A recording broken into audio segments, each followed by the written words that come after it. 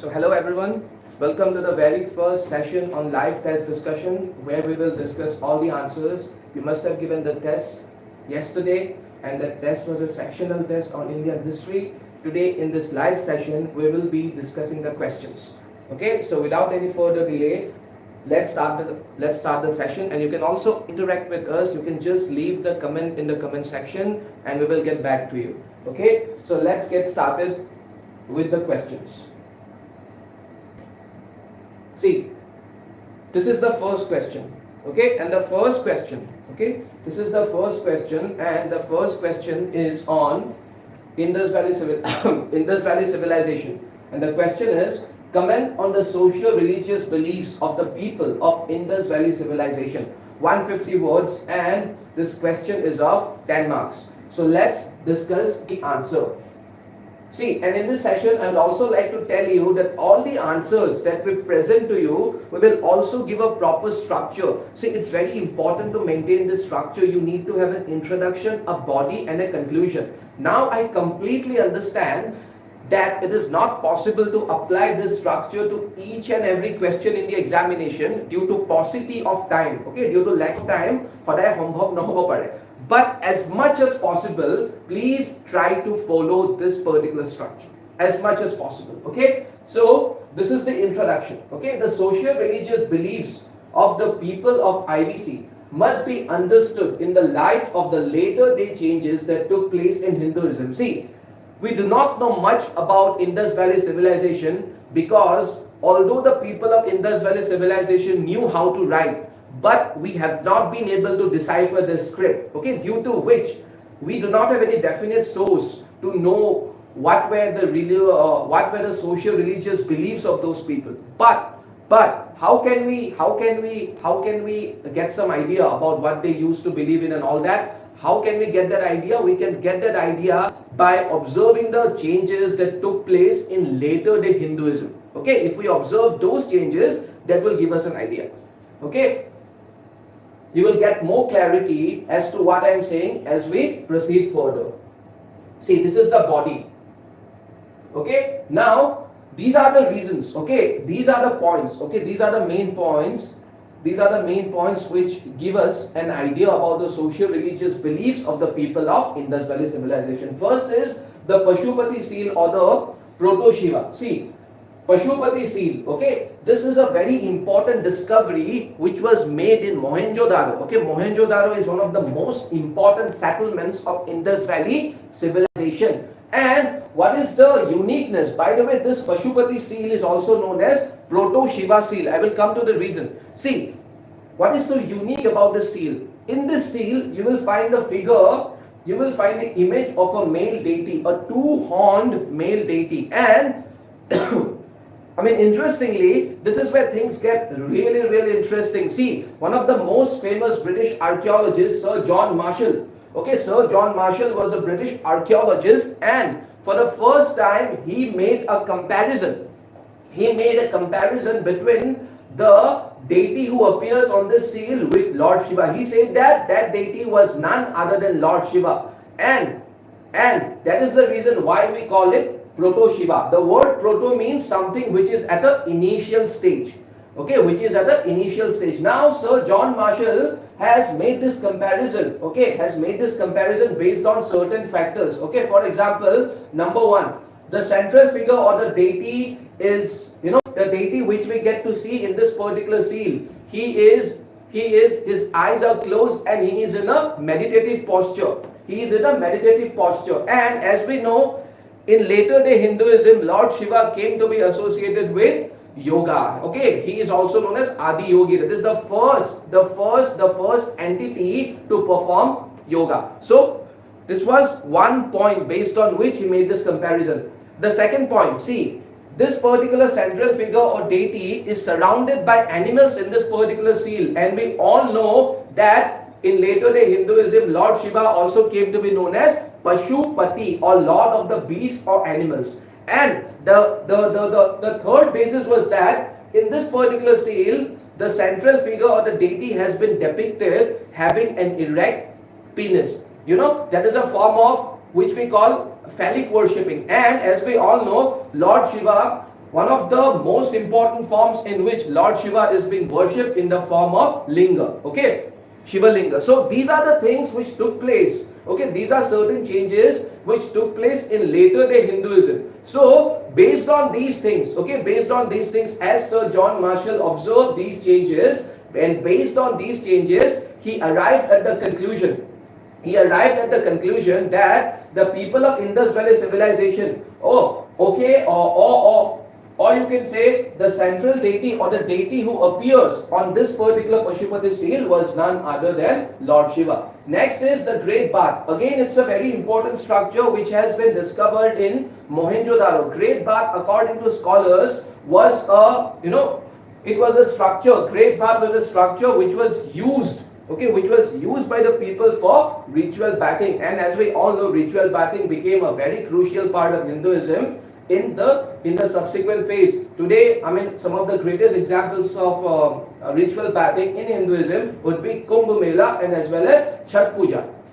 Okay, so the people of Indus Valley civilization, they also used to believe in ritual bathing. Then we have found a lot of terracotta figurines of Mother Goddess. Okay, terracotta, the word terracotta means clay, as simple as that. It means what? Clay. And these terracotta figurines of Mother Goddess, which we have found in a lot many settlements of Indus Valley civilization. What is the speciality about these figurines? That in some of the figurines, a sapling, okay, pulley, a sapling has been found. In some of the figurines, a sapling has been found coming out of the navel of the goddess, and that indicates what? That indicates the existence of a fertility cult.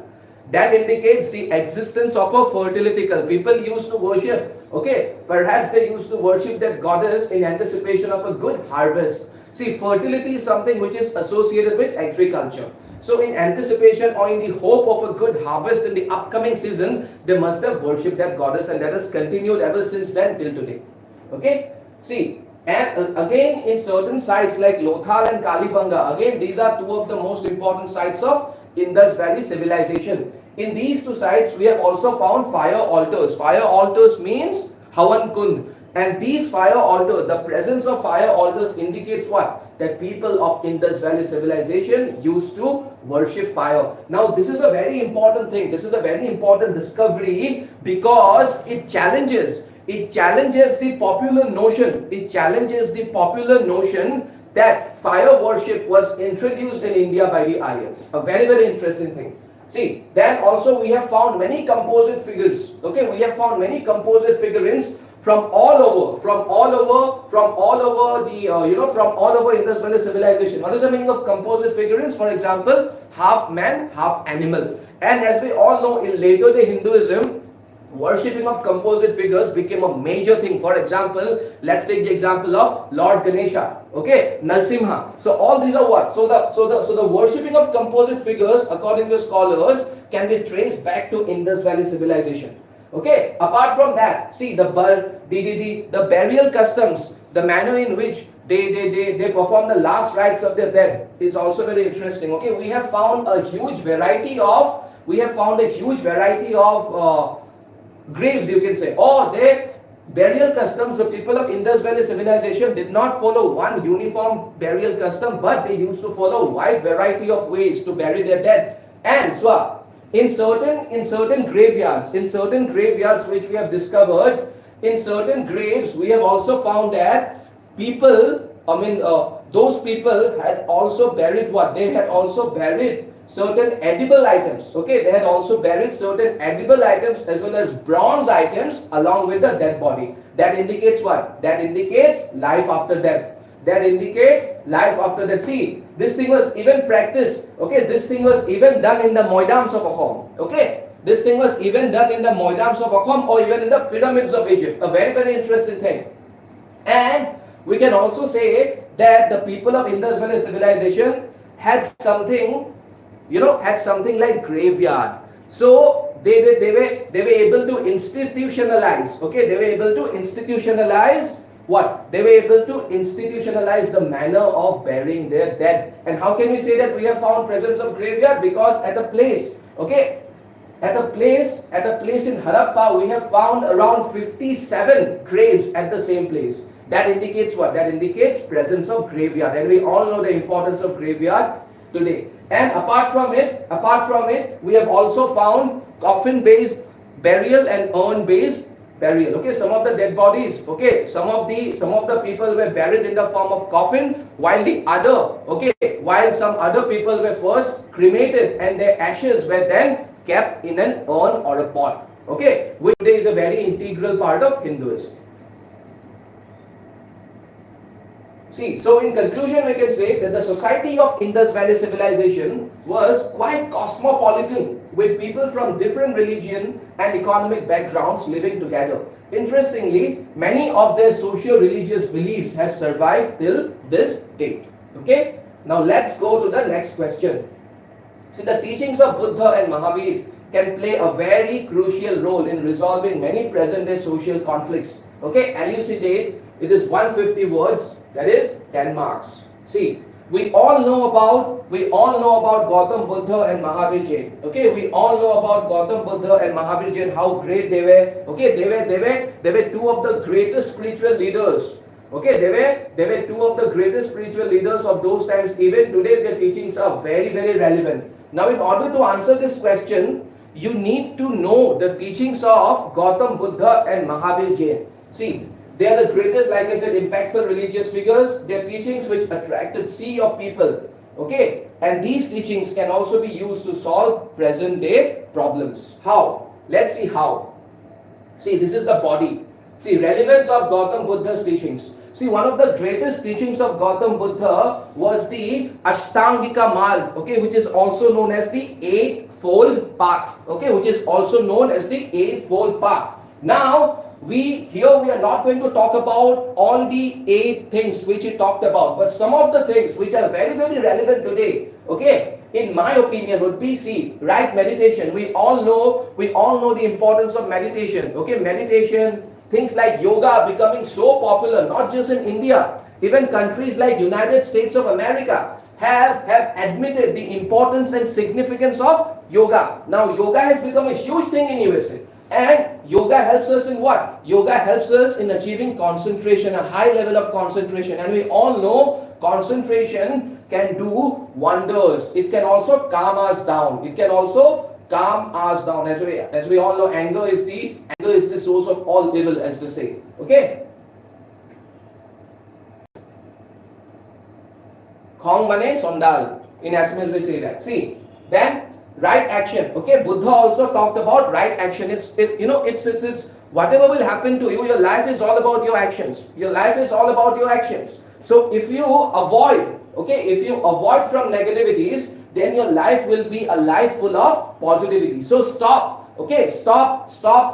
and stop all the negativity from coming into your life and stay away from negative people. Okay, stay away from negative people. And I mean, as a result of that, and at the same time, the right action can also be applied. See, if you are avoiding junk food and all, you can be a healthy person by avoiding junk food. Okay, by avoiding food which contain a lot of fat, you can be a healthy person. Okay, so right speech. See, right speech is something which is very, very relevant. Today we live in a world which is full of hate speeches and bullying. Okay, we are trying to defame each other. We are trying to fight in the name of religion, in the name of caste. Now, if we apply this particular thing in our lives, then we can surely curb hate speeches and bullying. Right speech. See, even our constitution, although Article 19 has given us the right to say something freely, okay, and without any fear, but fundamental rights also are not absolute rights. They have also certain restrictions. So we should think twice before saying something. Okay. See, right livelihood. Okay, this right livelihood can be used to reduce cases of theft and robbery. Earning money is only one small part of how you are living your life. Okay, how you are earning money is also very, very, very, very important.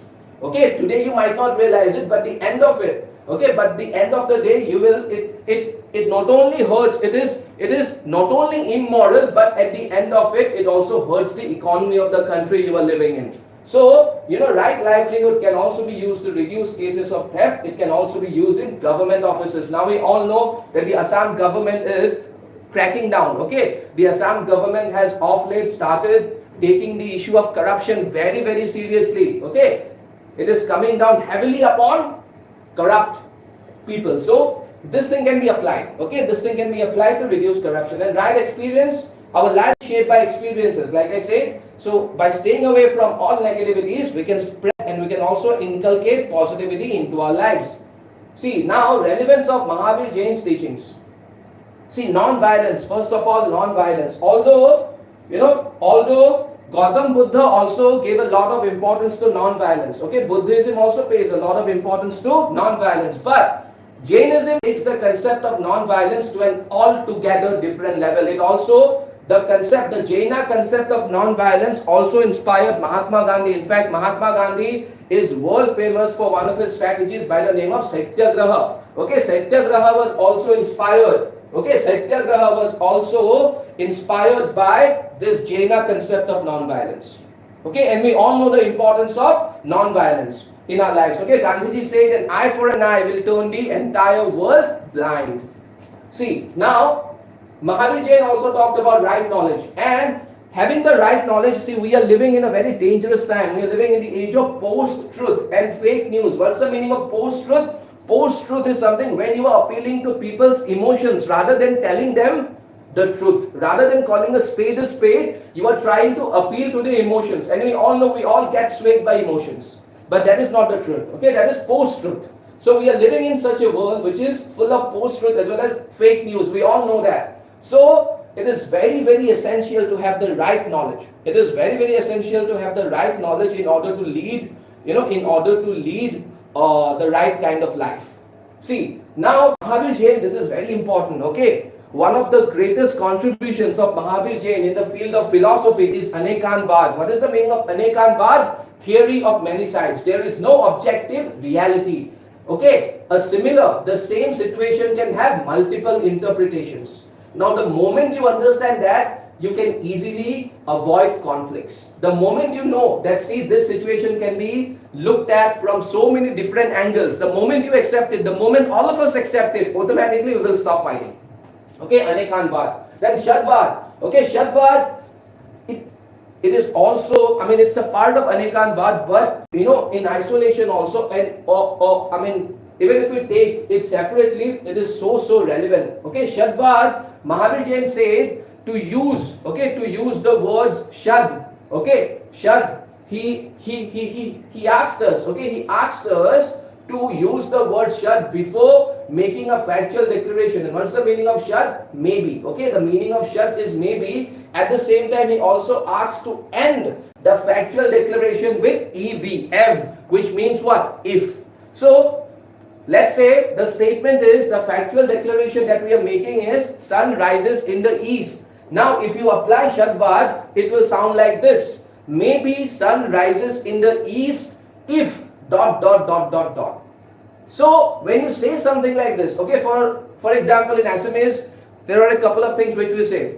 Boot koru, okay, khub hombhok. So, why do we add these things? The moment you add these things before a sentence, it shows that you are not very arrogant. It indicates your humility. Okay, it's very, very important. And the moment you bring in humility into your life, automatically it will resolve, or it will what? It will pacify, or it will reduce so many conflicts. Okay? So in conclusion, we can say that both Gautam Buddha and Mahavir Jain were very pragmatic personalities. This pragmatism gets reflected in their teachings as well, which even though preached in the first millennium BCE, hold enough water till today. Okay, in fact, famous English poet named Edwin Arnold has called Buddha the light of Asia in his iconic book. Okay?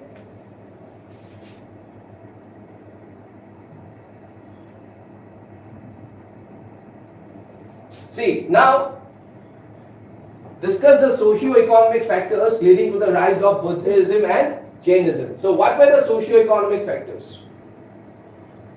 Socio and economic. So, social as well as economic factors. Now, see, Buddhism and Jainism, okay, they are two of the most popular heterodox schools of belief that rose to prominence. So basically this question is asking, why did they become so popular? Why did these two religions become so popular? Why did they become so popular? Actually, the ground was fertile for the growth, for the rise of Buddhism and Jainism. These two religions take the entire Indian subcontinent by storm, literally, okay, literally. So why did they become so popular? Why did they become so popular? Okay, their rise to fame and popularity is rooted in certain socio-economic factors that emerged at that time. Okay, that made the ground fertile for their dominance. See, first of all, let's talk about the social factors. So if we talk about the social factors, see, there were a lot of tensions going on within the Varna system. Okay, there were a lot of tensions going on within the Varna system or the caste system. Why were the Kshatriyas protesting? See, the Kshatriyas were protesting, they were not okay with this Varna system because they say that they should be the ones to occupy the first slot. Now the first slot is occupied by the Brahmins, but the Kshatriyas at this point in time they say that we should occupy the first slot because the Brahmins are dependent on us. Okay, they take donations on us. So we should, okay, instead of the Brahmins, we should be the ones occupying the first slot in the social hierarchy. Now, what was the problem of Vaishyas? The Vaishyas are simply those people who were into production and trading. Now, those of the Vaishyas, those of them who were into production, we all know. So, those of the Vaishyas, let's say those of the people who were into agriculture. Now, we all know the importance of cattle, preservation of cattle in agriculture. But at the same time, Vedic, okay, at the same time, Vedic Brahmanism, you know, by this time, Vedic Brahmanism had started concentrating a lot on animal sacrifice, which did not go down well with the Vaishyas, which did not go down well with those people who were into agriculture. As a result of which they were not very okay, they did not find it. They started looking for something else because they were not able to, because at the same time, so cattle wealth became a very important issue. They wanted to preserve cattle, but at the same time, the religion they were following, it started paying a lot of attention to animal sacrifice. Okay, and those of the Vaishyas who were into trading, they also had a problem because, see, Vedic Brahmanism, and not just Vedic Brahmanism, all the major religions, okay, all the major religions, be it Vedic Brahmanism, be it Christianity, be it Islam, they prohibit what? They prohibit usury. What is the meaning of usury? Taking or giving money in interest. And we all know how important loans are in today's world, and especially in trading, how important loans are, in business, how important loans are. So the people who were into trading were not able to take loans because no one will give you loans for free. I mean, if you are taking a loan, you have to give interest on that loan. And they were not able to do that because the Dharma Shastras restricted them from doing that. So as a result of that, they were also looking for something else. Okay. And what was the problem of the Shudras? See, the Shudras, they also wanted to move up the social hierarchy. Okay. They also wanted to move up the social hierarchy. There was not much of movement which was going on in the social hierarchy. Mobility was less. So they also wanted to move up the social hierarchy, as a result of which they also protested. Apart from the tensions which were going within the Varna system, the position of women also deteriorated. Okay, it also dropped. How did it drop? See, their position deteriorated during the later Vedic period. Okay, position of women started deteriorating from the later Vedic period onwards. And so, as the position of women started deteriorating from the later Vedic period onwards, they also started looking for what? They also started looking for such a religion which promoted gender parity. Men and women are equal. Gender parity. And both Buddhism and Jainism, they talk about gender parity. As a result of which, see, because these women who have now started looking for something else, when they found Jainism and Buddhism, they started supporting these two religions with all their might, especially Buddhism. And we find the names, okay, we come across the names of so many influential and wealthy women who supported Buddhism. Okay, for example, Amrapali, okay, she was the most famous courtesan of that time. Okay, she was from Vaishali. most famous courtesan of that time, and a wealthy courtesan, not an ordinary courtesan, okay, a wealthy courtesan. She was very, very influential. She also gifted Gautam Buddha, and Gautam Buddha, he had no qualms in accepting her gift.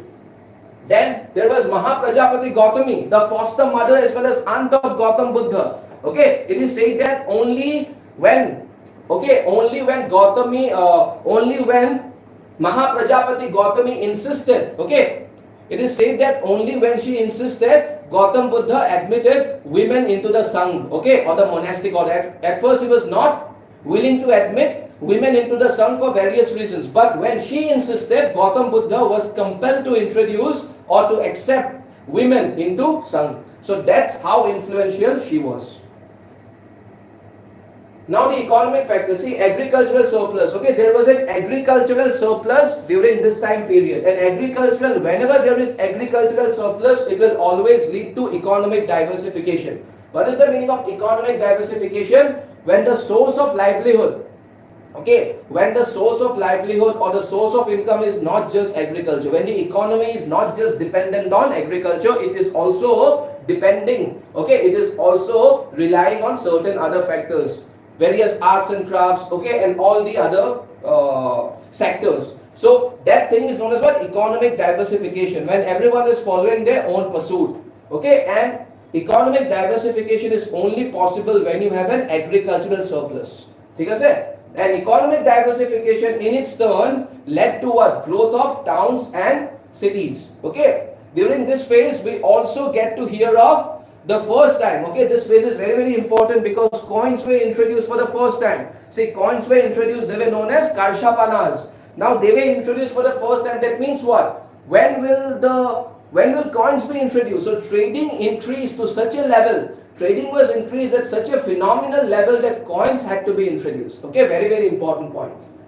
And obviously, so all these led to what? All these led to emergence of a cosmopolitan culture and liberal outlook. And in such a culture, okay, in such a society which is very cosmopolitan, which is very, very liberal, people will always opt, okay, people will always try to adopt a liberal outlook towards life. Okay. And as we all know, both Buddhism and Jainism were quite liberal. Okay, especially Buddhism was very, very liberal. Gautam Buddha talked about maintaining a balance. He talked about the middle path. So in conclusion, we can say that Buddhism and Jainism emerged at a time. Okay, they emerged at a time when the simple Vedic religion, okay, when the simple Vedic religion that originated in the early Vedic phase became too materialistic and ritualistic. As such, the conditions were ripe for the growth of such sects that focus on simplicity, non-discrimination and austerity. Okay, very, very important point. See, examine the cultural, political and economic consequences of the Persian and Greek invasions in ancient India. Persians and Greek invasions, okay? First the Persians invaded and then the Greeks invaded. And why did the Persians invade? Because under the Persian Empire, okay, under Darius the Great, a substantial part of the northwestern part of the Indian subcontinent came under the control of the Persian Empire. That's how the Persians came to India, because a substantial part of IBC, okay, a substantial part of the northwestern part of the Indian subcontinent, okay, for example, let's say Indus, okay, let's say regions like Indus and Gandhar, they became a very, very important part of Persian Empire. So that's when that part, the northwestern part, got exposed to Persian culture. And the Greeks followed. And the Greeks, how did the Greeks follow? The Greeks follow because the Persian Empire, okay, kings like Cyrus the Great, and then he was followed by Darius the Great. Now kings like Cyrus the Great and Darius the Great, they went on expanding the Persian Empire, and they also annexed a lot of Ionian states. Ionian states were the states which were situated close to the Ionian Sea, and Macedonia was one such state. And Macedonia, as we all know, Alexander the Great was from Macedonia. So all these places were annexed by the Persian Empire. When Alexander became the king around 330 BCE, he wanted to take all the regions back. Now he wants to take revenge from the Persian Empire. And because the northwestern part of the Indian subcontinent was under Persian control, that is one of the reasons why Alexander came to India. Because his aim in life became to what? His aim in life became to destroy the Persian Empire. Why? Because Persian Empire had annexed his place before he became the king. Okay? So the Greeks also, the Greek invasions are in a way related to the Persian invasions. So anyway, now what were the effects of Persian invasion? Now see the effects of Persian invasion on trade. Okay? Promoted Indo-Persian trade, commerce. Okay? Promoted Indo-Persian trade, commerce. Okay? And how can we say that? Because Persian coins have been found in the northwestern part of the Indian subcontinent. Okay, Persian coins, we have found Persian coins in the northwestern part of the Indian subcontinent. See, and what were the effects that this invasion had on culture? Introduction of Kharoshthi script in the northwestern part. This script is very important. This script is very, very important because, why is this important? Because see, Ashoka, okay, Ashoka, he will later use this particular script. Okay, Ashoka will also use this particular script while talking, in his edicts. He will also use this particular script while talking to the people residing in that part of the Indian subcontinent. Okay, Kharoshthi. So Kharoshthi is a script which was used by the Persians. And by the way, Persia is modern day Iran. Okay, see, in the northwestern part. Then as a result of Persian invasion, there was a huge amount of Persian influence on Mauryan art. Okay, Mauryan art, especially Ashokan pillars, they carried a lot of influence. They carried a lot of Persian influence. Then Persian words, okay, Persian words, this always happens. Okay, Persian words entered India. For instance, the Persian word Lipi was used in Ashokan edicts as Lipi. Then the political effects were, see, Greeks, they came to know about India's wealth. Okay, they came to know about India's wealth through Persians. They came to know about India's wealth through Persians, and this was also one of the reasons. Okay, this was also one of the reasons why Alexander invaded India. One was revenge, and the other was to take the wealth of India back to his place. Okay. Now, what were some of the effects of Alexander's invasion? In terms of trade, see, direct contact got established between India and Greece in many fields. And this invasion at the same time opened as many as 4 distinct land and sea routes. 4 distinct land and sea routes which were later used by Greek craftsmen and merchants.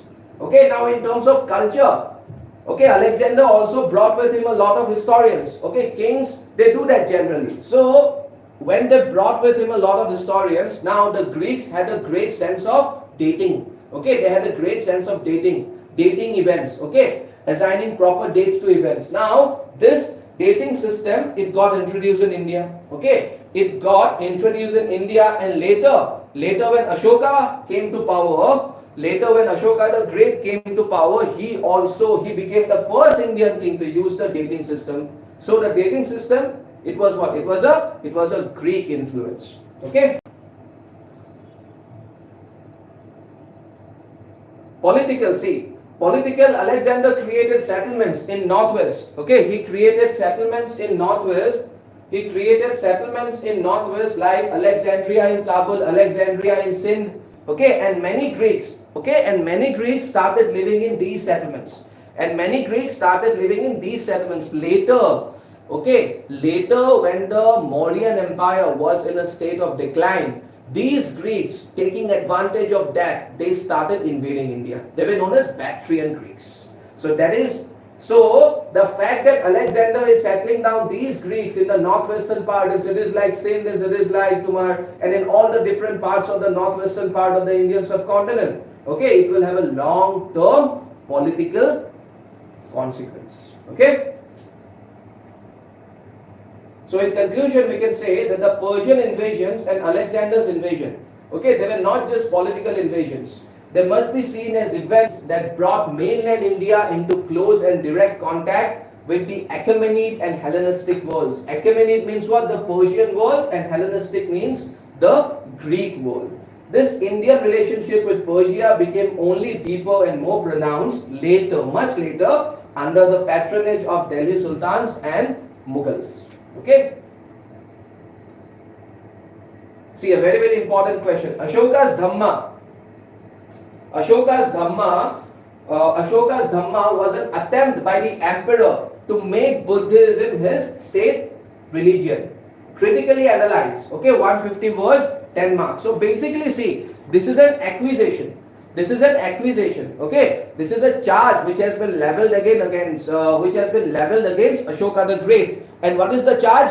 This says that, see, Ashoka is world famous for his Dhamma. Okay, what is the meaning of Dhamma? See, Ashoka has left a lot of messages. Okay, Ashoka has left a lot of messages. In fact, he became the first Indian king. He became the first Indian king to talk directly to the masses. He became the first Indian king. And what is Dhamma? So all his interactions, okay, all his interactions became what? All his interactions were recorded. Okay, all his interactions, I mean all his edicts, all his inscriptions, the inscriptions which have been left behind by Ashoka, all those inscriptions put together is known as Ashoka's Dhamma. Okay, that is known as Ashoka's Dhamma. He is world famous for that. Okay, so Ashoka's Dhamma means what? Not exactly conversation, because all those were one-sided conversations. All the one-sided conversations that Ashoka was having with the masses put together is known as Ashoka's Dhamma. Now the accusation is what? That Ashoka, with the help of this Dhamma, he was trying to make Buddhism his state religion. That was his ultimate objective. That is the accusation. See, now Dhamma, as we all know, see, this is the origin. Okay, Dhamma is just a Pali word, the word. Okay, literally speaking, Dhamma is just a Pali word which has been translated from the Sanskrit word Dharma. In Pali, it has become Dhamma. See, however, it doesn't mean religion in the context of Ashoka. Like I said, it means what? A wider social code of conduct. It means a wider social code of conduct in the context of Ashoka. And see, Ashoka promoted this Dhamma by having them inscribed on rocks and pillars. All the code of conduct, okay, all the codes of conduct were inscribed on rocks and pillars. These inscriptions are also known as edicts or royal proclamation. So we also call them what? We also call them Ashokan edicts. Now, let's find out why that accusation has been made. So arguments in favor of the statement. Okay, you have to follow this pattern. First of all, you have to write down the arguments in favor. So basically now we will look at the factors on the basis of which this accusation has been made. Which accusation? That Ashoka was, with the help of Dhamma, he was trying to make Buddhism his state religion. Okay, this is the accusation. Now, arguments in favor. How can we say that? Because Battle of Kaling, we all know that. Okay, he became a huge supporter of Buddhism. The Bairat Minor Rock Edict talks about what? Ashoka's belief in Dhamma. See, what is this? I mean, Ashoka's, like I said, Ashokan edicts. Okay, Ashokan edicts are the one-sided conversations which he is having with the masses. Now, his Ashokan edicts can be divided into basically three categories primarily. Okay, major rock edicts, minor rock edicts, and pillar edicts. And there is a minor rock edict by the name of Bairat. Okay, Bairat is a place in Rajasthan. We have found this minor rock edict in Bairat, wherein Ashoka is talking about his belief. Okay, his belief in Buddha, Dhamma and Sangha. Buddha, Dhamma and Sangha are the three Ratna of Buddhism. Okay, Sangha means the monastic order. So this is another factor based on which we can say that, I mean, obviously he was trying to promote Buddhism. Otherwise, why would he express? Okay, why would he talk about Buddhism? His pillar edicts are found in major Buddhist sites. Now, this is a very important thing to note. See, like I said, some of his edicts were also pillar edicts. So basically, what is the meaning of pillar edicts? He used to write down his messages on pillars, and then he used to have them transported to different locations. And his pillar edicts have been found where? His pillar edicts have been found in major Buddhist sites. For example, one of the pillar edicts has been found at Lumbini, okay? Lumbini or Rumindei. That is known as what? Rumindei pillar edict. And we all know that Lumbini was the birthplace of Gautam Buddha. Then another pillar edict has been found at Sanchi. Why was Sanchi important? Because at Sanchi, Ashoka had built a Buddhist stupa. So basically this point says what? That the major Buddhist sites, that the Ashokan pillar edicts have been found at major Buddhist sites. So basically we can say that Ashokan pillar edicts, they indicate Ashoka's strong inclination towards Buddhism. Now this is very important. Ashoka arguments against the statement. Why we cannot accept? See, all the arguments which we have discussed so far, just based on those arguments, we cannot say that Ashoka was trying to promote, or he was trying to, no doubt he was trying to promote, but he was never of the intention, he was never trying to make Buddhism a state religion. How can we say that? Because apart from Buddhism, Ashoka was talking about a lot many things which were not even concerned with Buddhism. Okay, in fact, most of the Ashokan edicts talk about secular things. They talk about secular things. Okay, I'll take you through all that now. See, Ashoka's Dhamma, it had a universal appeal. It appealed to everyone regardless of their religion. It was not confined to religion. As per historians, Romila Thapar and Gidi Kosambi, they are two of the greatest authorities. Okay, they are two of the greatest authorities on this particular Mauryan period as well as ancient India. And as per them, the aim of Dhamma was to what? As per them, it was to achieve political unification. See, Ashoka's empire was very diverse. Okay, his empire was full of people from different backgrounds. Okay, his empire also had Greeks. His empire also had Greeks. His empire also had Persians. His empire also had Hindus. His empire also had Ajivikas. His empire also had Buddhists, Jains, Charvakas, and all different kinds of people, tribal people. Now in such an environment, it is very important to unify those people. And Ashoka was not trying to unify them in the name of religion, but he was trying to unify them in the name of Dhamma. In the name of Dhamma. And Dhamma was a wider social code of conduct. It will be very improper on our part to put Dhamma in the box of religion. Okay? See, his edicts also talk about secular things. Okay? He asks the people to respect both Brahmins and Shramans. In one of the edicts, Ashoka is asking the people to respect both Brahmins as well as Shramans. See, Shramans means what? It means wandering monks. Monks who keep on traveling from one place to another. Is not even using the word Buddhist, because Shramans also include Buddhist monks. But he has not even used the word Buddhist here. Okay, because if you say Shramans, it will also include what? It will also include Jain monks, it will also include Ajika monks, Charvaka monks, and all the different monks following different religions. Okay, so he has not even included the word Buddhist. Okay, sir? So he has just said that we should respect what? We should respect the Brahmins and the Shramans. And he also asks the people to respect the elderly. Okay, elderly. See, he asks his officers, Ashoka is also asking his officers to pay enough attention to the welfare of the tribal people. Okay, furthermore, he promotes tolerance. Ashoka, okay, in many edicts he is also promoting tolerance by asking people, okay, not to insult other religions. Okay, in one of the edicts, see, Ashoka, a lot of Ashokan edicts, they exhibit the sense of tolerance. But in one particular edict, Ashoka is specifically asking people not to disparage or insult other religions, and also at the same time to engage in peaceful dialogues and interactions to resolve conflicts. Okay, he even talks about banning. Okay, he even talks about banning events like religious gatherings and assemblies that could create communal disharmony.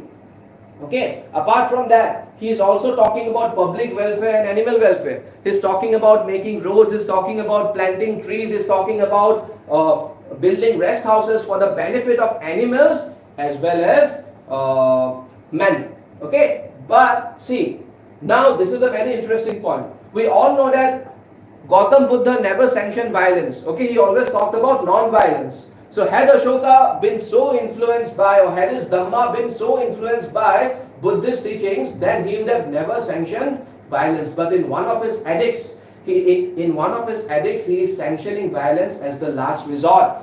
Based on this point alone, we can say that Ashoka was never trying to promote or make Dhamma his state religion. Otherwise, he would have never sanctioned violence. He says that violence, as much as possible, violence should be avoided. But when we do not have any other option, then he sanctions the use of violence. Okay?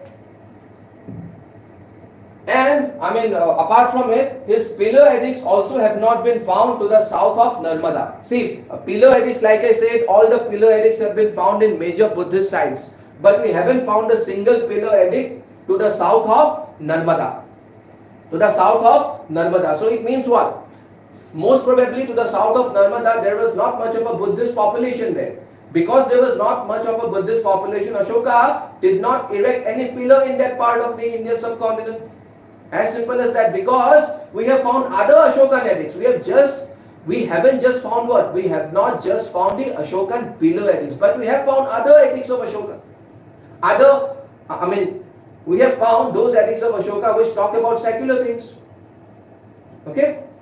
So in conclusion, we can say what? There is no doubt that Ashoka's Dhamma was influenced by the basic teachings of Buddha. Obviously, his teachings were influenced by Gautam Buddha, obviously, but his Dhamma was broad-based and aimed at achieving political unification rather than religious unification. So, we cannot agree with the statement. It is said that the post-Mauryan period, post-Mauryan period was a dark age. It was a dark age. Critically analyze the statement regarding the development of this age. Okay?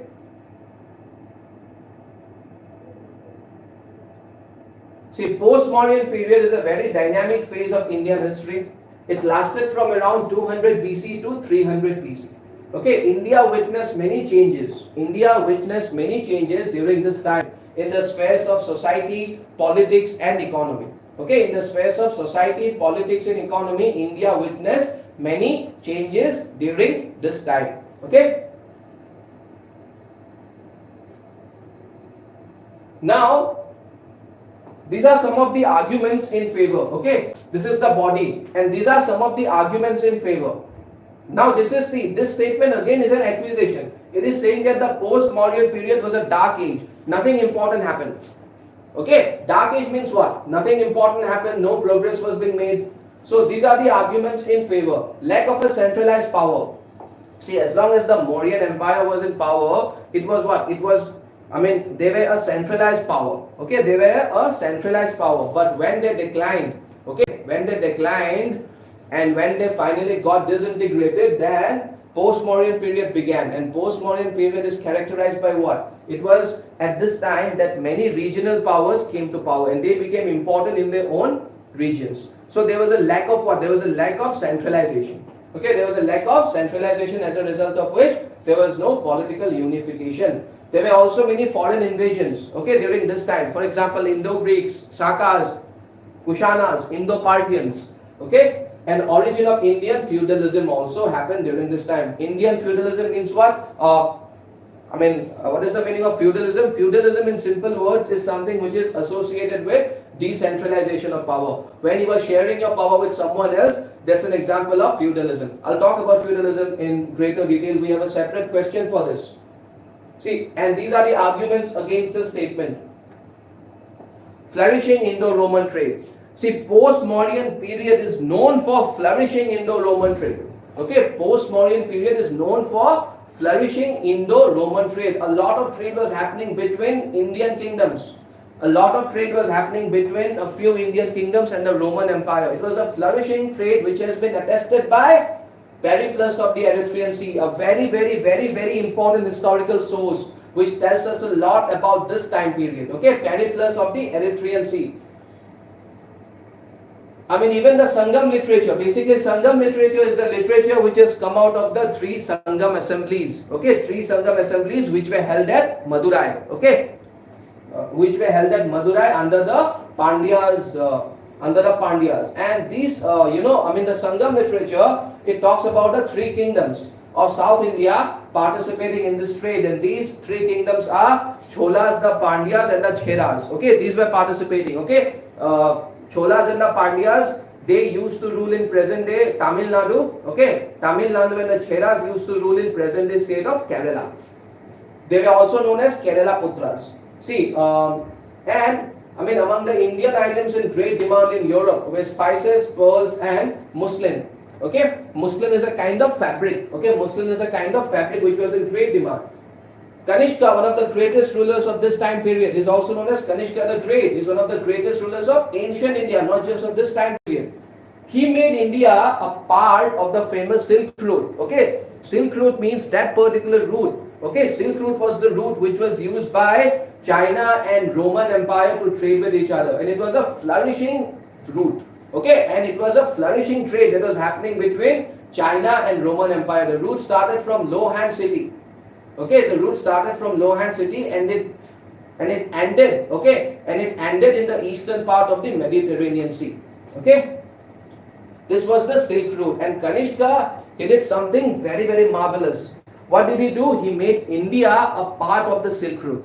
He made India a part of the Silk Route because Kanishka's empire, Central Asia was also included in Kanishka's empire, and the Silk Route used to pass through Central Asia. So now that Central Asia has come under his control, he started charging fee from both the parties, and that's how a lot of gold, okay, that's how a lot of gold started flowing into India.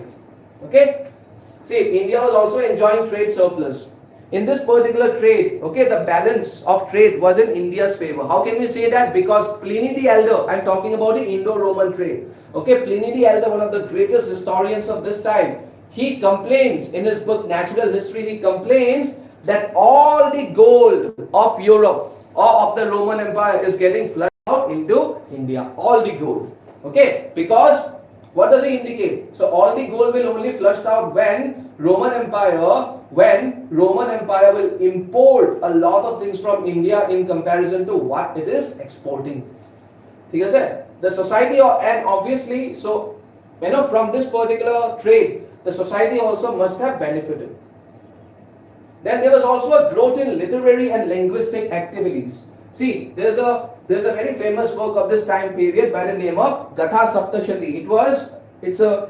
It's an anthology, or it's a collection of poems, okay, written by Hala, okay, written by Hala, a Satvahana king. Then there were, like I said, the third Sangam assembly was also held during the 3rd century CE under a Pandyan king. It produced many important works in Tamil. Okay, it produced many important works in Tamil. For example, it produced the 18 major works and 18 minor works, which tell us about a lot of things. Okay, which tell us about a lot of things.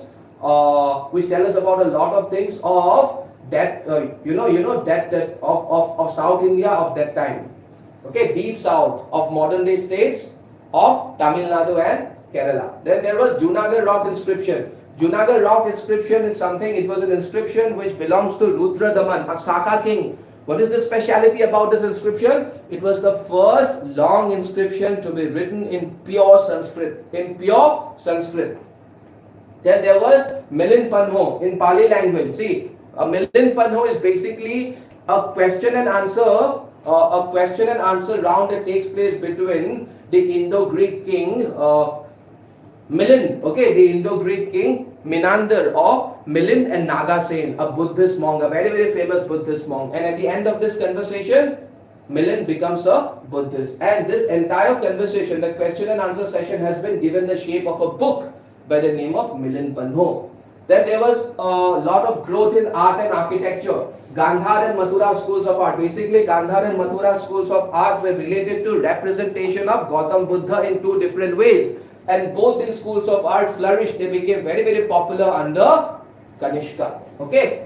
Beautification of Amravati Stupa was also done by Pulumai. Okay. Pulumai was the son of Gautamiputra Satkarni. He beautified the Amravati Stupa. Amravati Stupa was constructed by Ashoka the Great. But he is what? He is beautifying the Amravati Stupa by covering the entire stupa with white, with marble slabs. Okay. Then construction of stupas at Sanchi by Agnimitra Shung. Okay, the stupa which was constructed at Sanchi by Ashoka the Great is said to have been destroyed by Pushyamitra Shung and his son Agnimitra Shung. Then he repairs the stupa. Then Udaygiri caves by Kharvel. Okay, Kharvel was from Odisha. Okay, Kharvel came to power in Odisha and he constructed beautiful caves called Udaygiri caves. Okay, and Rani Gufa and Hathi Gufa caves are two of the examples. Okay, so I mean Udaygiri caves contain a set of caves, and Rani Gufa and Hathi Gufa are also a part of that particular set of caves. And especially if you go to Hathi Gufa cave, you will find certain pictures inside that cave, and those pictures have also inspired the Odissi dance. The relief work of Hathi Gufa cave has also inspired the Odissi dance. And obviously Takht-e-Bahi, Gondo Furnace, was an Indo-Parthian king, and he built a huge Buddhist monastery by the name of Takht-e-Bahi, which today is in Pakistan. Apart from it, there were new religious beliefs, okay, which came into existence around this time. For example, Mahayana Buddhism, okay, it was hugely supported by Kanishka. Then sacrificial-based Hinduism started becoming devotional-based with the emergence of Shaivite and Vaishnavite sects. Okay, this was the time when two of the most important sects of Hinduism, Shaivism and Vaishnavism, they emerged. Okay, they emerged and they became very, very powerful. See, base Nagar pillar inscription. This pillar inscription belongs to Heliodorus. I mean, this particular inscription, it talks about Heliodorus. Okay, who was Heliodorus? Heliodorus was a Greek ambassador. He was an Indo-Greek ambassador, or let's say he was a Greek ambassador who came to the court of whom? Who came to the court of one of the Shunga rulers. Now, in this particular, and when he came to India as an ambassador of his king, so he wrote down an inscription on a pillar, and in that particular inscription, he talks about Vasudev Krishna. He talks about Vasudev Krishna, and this inscription is one of the earliest examples of Vaishnavism. As we all know, Vaishnavism revolves around Lord Vishnu. Okay? Then there was also a sect by the name of Pashupata sect, which was a subsect of Shaivism, and it was founded by Lakulish of Gujarat. And this is the conclusion. Although the arguments in support of the statement are true, we are not denying that. But at the same time, the brighter side far outweighs them in importance. Okay, at a time when Act East policy is becoming so important, because it was at this time that India started reaching out to Southeast Asia for the very first time. Okay, it was during the post-Mauryan period that India started reaching out to Southeast Asia for the very first time. Actually, what happened was the Indian spices were so much in demand in Europe that India's domestic production was not enough to meet the increasing demand. So, as we know, Southeast Asia also has many places where spices are grown. So, India started reaching out to Southeast Asia in order to procure spices from that region, and then India used to export it to Roman Empire. Okay, that's how the relationship began, and today, as we all know, Act East policy is one of the most important foreign policies of India. Okay. See, Gupta age was a golden age in the history of ancient India. Okay, Gupta age, it was a golden age in the history of ancient India. Comment, 150 words, 10 marks. So basically there is a notion, okay, there is a very strong notion. There is a very strong notion that Gupta age, everything that happened, okay, everything that happened during the Gupta age was good. Now, let's find out how much of truth is in that particular statement. See, this is the introduction. Gupta age is undoubtedly a crucial period of ancient Indian history, no doubt about that, as North India once again got politically unified.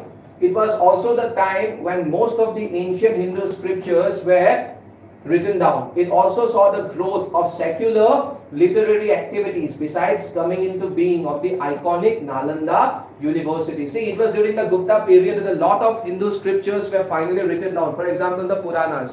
India has always had a very strong oral tradition. Okay, oral tradition. Even the Vedas, when they were first composed and compiled, they were not written down. Okay, they were orally transmitted from one generation to another, because India always had a very strong oral tradition. But finally, a lot of the Hindu scriptures were being written down during the Gupta period. Okay. See, this is the body arguments in favor. Why we can say that Gupta period was a golden age. Growth in literary activities in classical Sanskrit. Okay, Kalidas was one of the most famous figures of this time period, and Kalidas, mainly his works can be divided into two types, Mahakavyas and dramas. For example, Abhigyanam Shakuntalam was a drama and Meghdutam was a Mahakavya. Okay, Meghdutam was a Mahakavya. There were many other, there were many other epic poems. Okay, there were many other epic poems written by Kalidas. Okay.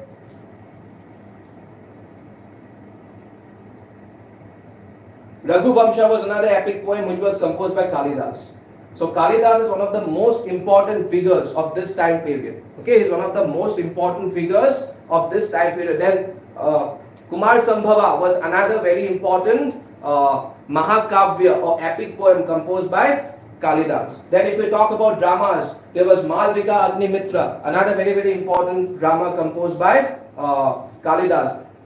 Vikrama Mor Vashyam is also another very important drama composed by Kalidas. He was a phenomenal figure. Okay, he was a phenomenal figure, full of unlimited amount of creativity. Okay, unlimited amount of creativity. Then there was another person by the name of Sudraka who wrote Mrij Katika. Now in this particular book, this book is about, or this story is it's a love story. Okay, it's a love story of two people, Vasant Sena and Charu Datta. Okay, Vasant Sena and Charu Datta, and in this particular book, Sudraka, he describes Vasant Sena as a Nagar Vadhu. Okay, he describes Vasant Sena as a Nagar Vadhu or a Ganika, and that indicates what? That indicates that Gupta society was an urbanized and a cosmopolitan society, because only generally speaking, in a cosmopolitan society, there are more chances of seeing dancers. Then Vishakha Datta, okay, also belonged to this time period. In fact, he and Kalidas were present. There were two of the Navratnas who were present at the court of Chandragupta Vikramaditya II. And Vishakha Datta, his two famous works are Devi Chandraguptam and Mudra Rakshasa. Okay. Then there was a growth in scientific developments also. People like Aryabhatta, Varaha Mihira. Okay, Aryabhatta is very, very famous. He gave the heliocentric theory when he said that all the planets revolve around the sun, not the other way around. The planets and the sun do not revolve around the earth, which is what geocentric theory. He replaced the geocentric theory with heliocentric theory, Aryabhatta. He also covered the accurate and exact distance between sun and the earth. Apart from it, he also gave the formula to measure the area of a triangle, which later became known as Heron's formula. Okay, Aryabhatta was a phenomenal figure. Okay, his book was Aryabhatyam. Then there was Varaha Mihira, Brihad Samhita, Pancha Siddhantika.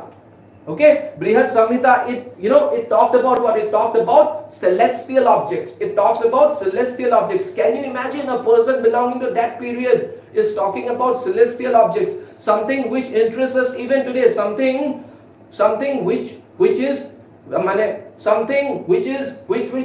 is beyond comprehension for so many people even today. Okay, people like Aryabhatta and Varaha Mihira were able to crack the code. They were able to crack the code such a long time back. Okay.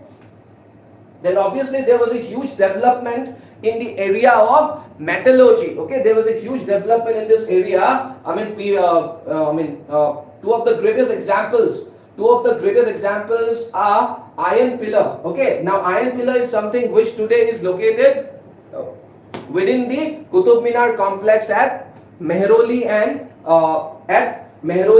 Delhi. And what is the speciality about this pillar? Speciality about this pillar is that this pillar, despite having been exposed to rain and sunlight, it hasn't eroded. It hasn't eroded. Just imagine the kind of iron which was being used. Okay, how skilled they must be. Okay, how skilled these people must have been. Then there is also Sultanganj copper Buddha, which is one of the finest specimens. Okay, which is one of the finest specimens. Basically, it means a life-size Buddha. It is one of the finest specimens of Gautam Buddha made in copper. Okay, Sultanganj copper Buddha.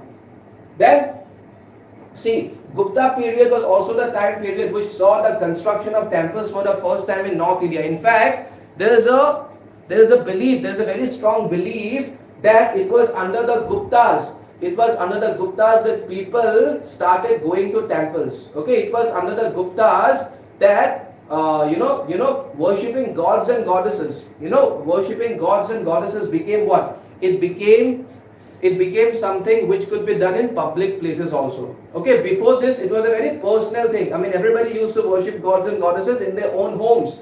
But under the Guptas, for the first time, they started building public structures where people could go and worship their gods and goddesses. So it saw the growth. It saw the growth of a lot of temples. Okay, it saw the growth of a lot of temples, and two of the most famous temples which were built under them, and which have managed to survive, although in fragments. Okay, which have managed to survive, but although in fragments. Which have managed to survive, no doubt, but iman bhal shape present now. Okay, so they have managed to survive, and two of the most famous temples are Dash Avatar Temple and Bhittargaon. Dash Avatar Temple is located at the Deoghar district in Uttar Pradesh, and Bhittargaon is located in the Kanpur district of Uttar Pradesh. In fact, in the Dash Avatar Temple, you will also get to see glimpses of Panchayatan style, wherein the main temple shrine is surrounded by subsidiary shrines. Okay, the main temple shrine is surrounded by subsidiary shrines.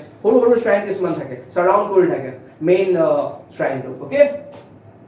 See, and even if you go to Ajanta caves, many of the cave paintings belong to this time period. A very important form of painting by the name of frescoes. Okay, a very important form of painting. See, basically if you go to Ajanta caves, you will find a lot of mural paintings. What is the meaning of mural paintings? Paintings which are done on walls. Now mural paintings can also be of two types. Okay, one is which is done on dry surface, and the other is which is done on a wet surface. The one which is done on a wet surface is known as fresco. Okay, fresco painting developed under the Guptas, and the speciality about fresco painting is that they last longer than the other type of mural paintings. Okay, which is why the paintings of Ajanta, okay, the paintings of Ajanta which were done under the Guptas have survived till today. Okay, they have survived till today. That's a very, important thing. Now let's talk about the arguments against the statement. See, decline of Indo-Roman trade. See, Gupta age is not known for foreign trade. Okay, it is not known for long distance foreign trade. How can we say that? Because the Guptas, although they were known for what? Although they were known for, or they are still known for issuing the largest number of gold coins among all the other Indian rulers, but their gold coins were not as pure as the ones issued by the Kushanas, especially Kanishka. Which means what? Which means that not enough gold was coming into India under the Guptas. Okay? The second point says what? See, although we are saying that Guptas were the ones who constructed a lot of temples, but the principal building material while constructing those temples was bricks, not stones. Unlike the South Indian temples which were initially constructed by the Pallavas and which were constructed of stones, because they were constructed of stones, they have managed to survive till today. But because the Gupta temples, most of the temples, obviously not all, they were constructed in where? They were constructed in bricks, as a result of which they haven't managed to survive till today.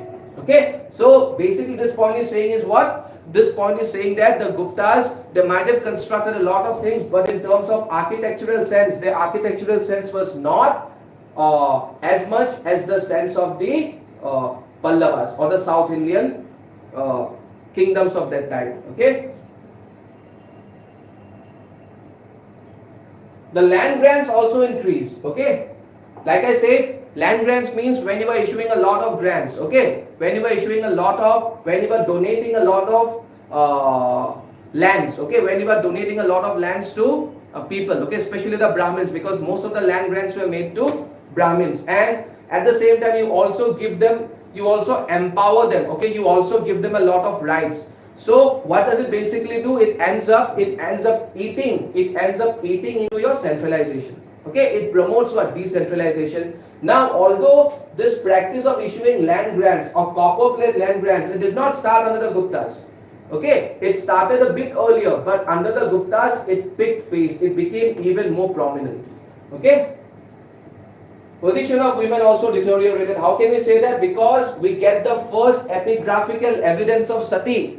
Okay, we get the first epigraphical evidence of sati. It dates back to this period. It dates back to around 510 CE.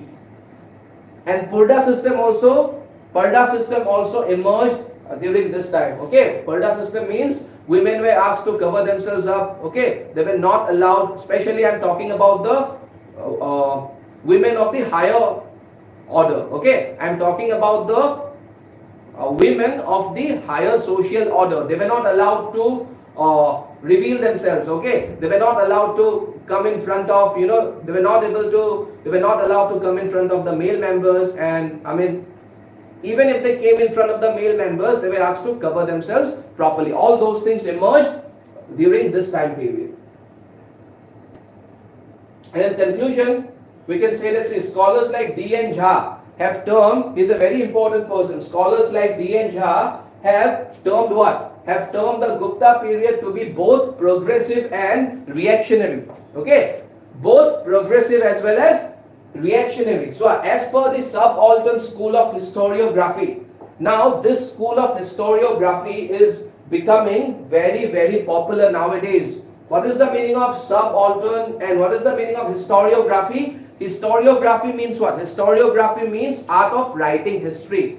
Okay, is known as what? Historiography. Now, what does this school of historiography says? See, all this while we had what? All this while we focused more on episodic history. Okay, we were more concerned about kings and their achievements, but now things have started changing. Now historians or a set of historians have started looking things from a different angle. They are more concerned about what were the conditions of the ordinary people or the masses during that time period. Okay, they are not so much concerned about the elite section, but the masses. Okay, this is also known as history from below. And in this age, when we are focused, when we are promoting this, okay, we can say that Gupta period was no doubt prosperous for the elitist class, but it was not so for the masses. Okay. So discuss the significance of Sangam literature in understanding the socio-cultural and economic aspects of ancient South India. Okay, 250 words. Now introduction. Okay, Sangam literature, it refers to what? It refers to the vast corpus, like I said, it refers to the vast corpus of Tamil literature that was composed during the 3 Sangam assemblies held at Madurai under the Pandyas.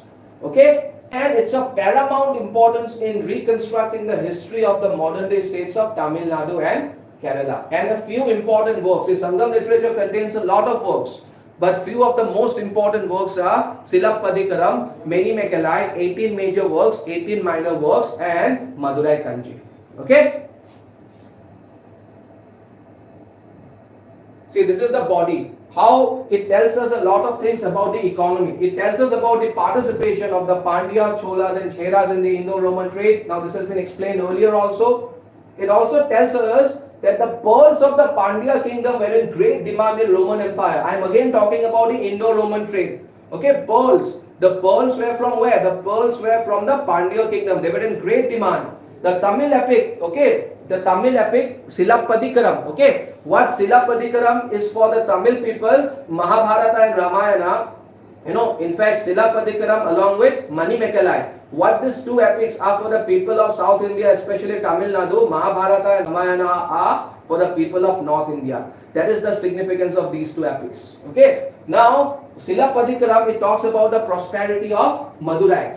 Then Sangam literature in general, okay, in general, Sangam literature talks about the growth of port cities. Okay, it talks about the growth of certain port cities like Muziris, Puhar and Korikai. Okay, it also talks about Arikamedu, and all these port cities were either under the Cholas, they were either under the Cholas or Cheras or Pandyas. And these port cities, see, now why did port cities grow? Because they were primarily into trading. They were primarily into maritime trading. Okay, Hagoredi trade korisile. They were primarily into maritime trading. So obviously, port cities will be the ones which will become most prosperous.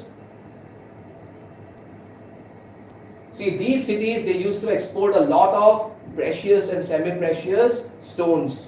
Okay, they used to export ivory, cotton, edible items like food grains and jackfruit. In fact, see, cotton, it is said that it is believed, okay, it is believed that cotton became so popular, okay, it is believed that cotton became so popular that the Roman emperor, okay, that the Roman emperor, he started wearing cotton clothes being procured from South India. He started wearing cotton clothes from being bought from South India. It became so popular in the Roman Empire, and especially there was a place called Urayur, okay, and this was the first capital of the Cholas, and it was what? It was a cotton manufacturing hub. Okay, Urayur became a cotton manufacturing hub, and all this information has been given to us by what? Has been given to us by Sangam literature.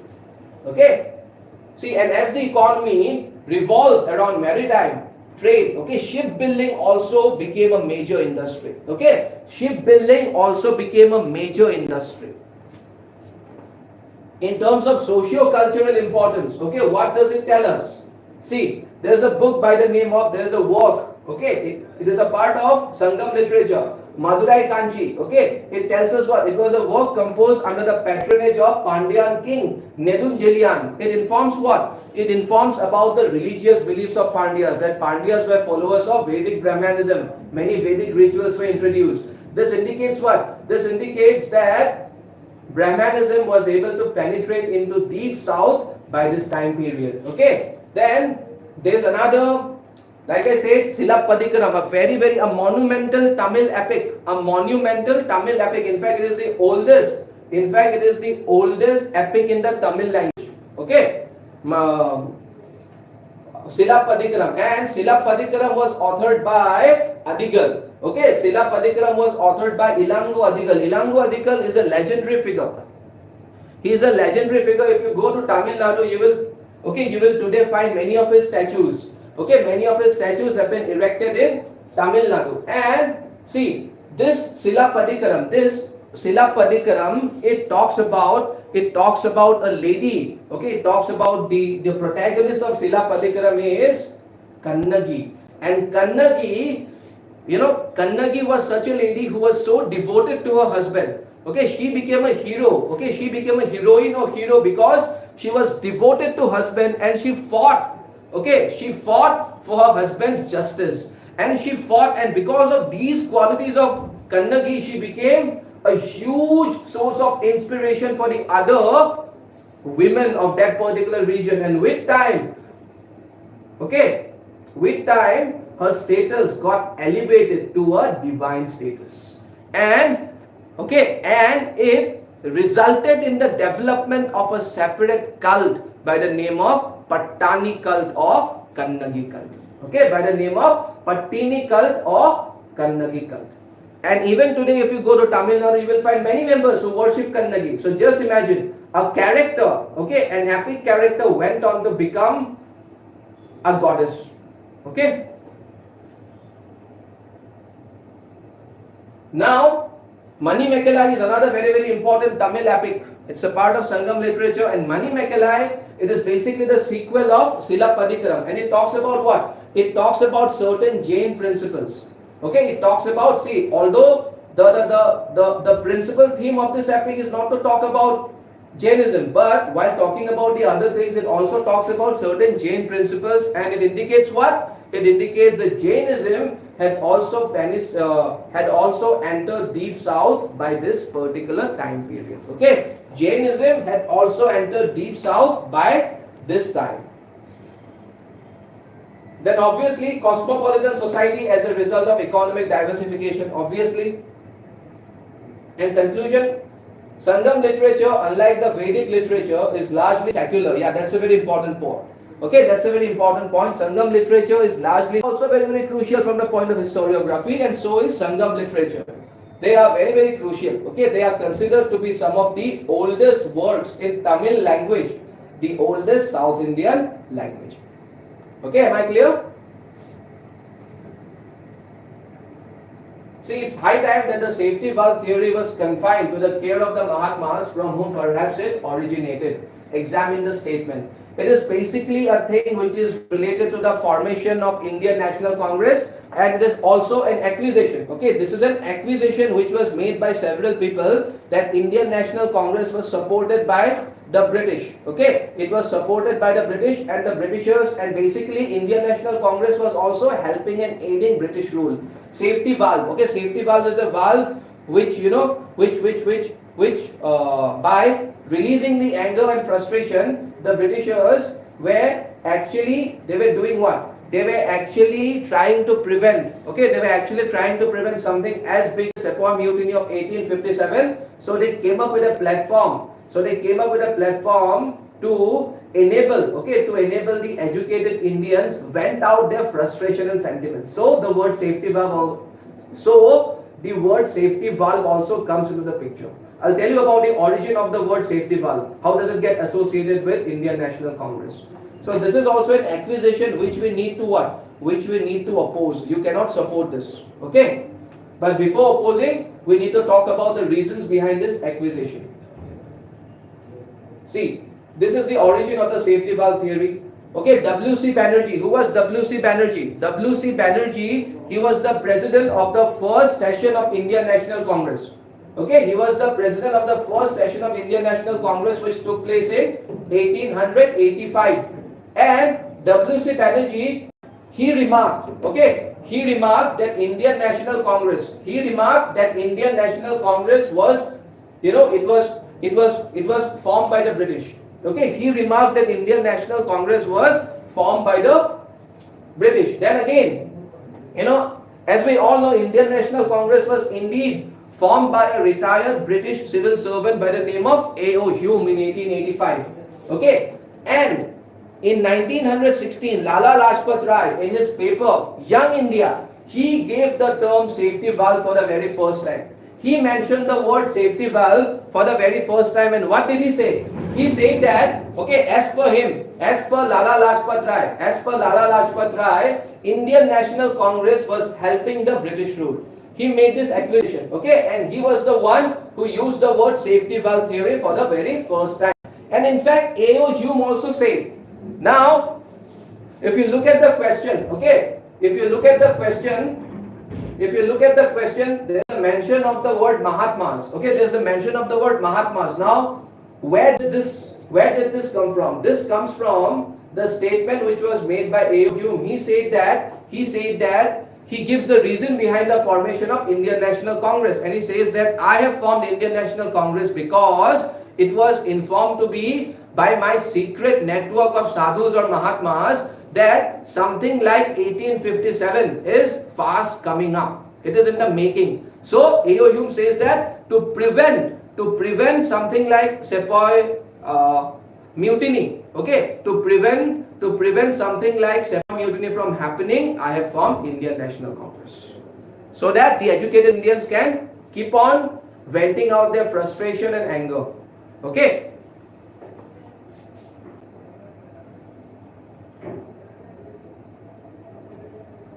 And these are the arguments against the theory. Okay. See, these are very, very important. Indian Congress was not a sudden development. Okay, it was the culmination of political consciousness that was already in the making for quite some time in India. Okay, see, it was already in the making for quite some time in India. Okay, Indian National Congress was the result of a political consciousness. A political consciousness was already in the making for quite some time in India. So we cannot say that Indian National Congress was it was not formed all of a sudden. Okay. See, the first political association, how can we say that it was the result of a long-standing process of political consciousness which was getting built up in India around this time? The first political association was formed way back in 1836 itself. Okay, it was it was Banga Bhasha Prakashika Sabha. Okay, it was Banga Bhasha Prakashika Sabha, formed in 1836 itself. And this was formed by many other political associations, but all these were regional political associations. These are very, very important. Like for example, Indian Association, which was formed by Surendranath Banerjee in 1876.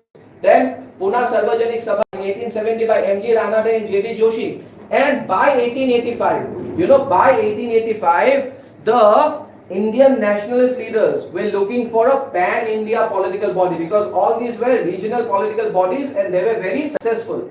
Okay, and recent researchers have shown that, and the Indian nationalist leaders also knew that if they do not use a Britisher, if they do not keep a Britisher in the front, okay, they wanted, why did they keep? See, recent researchers have shown that A.O. Hume was kept in the front deliberately by the Indian nationalists, because by keeping a Britisher in the front, they were trying to give out a message that Indian National Congress was not anti-British.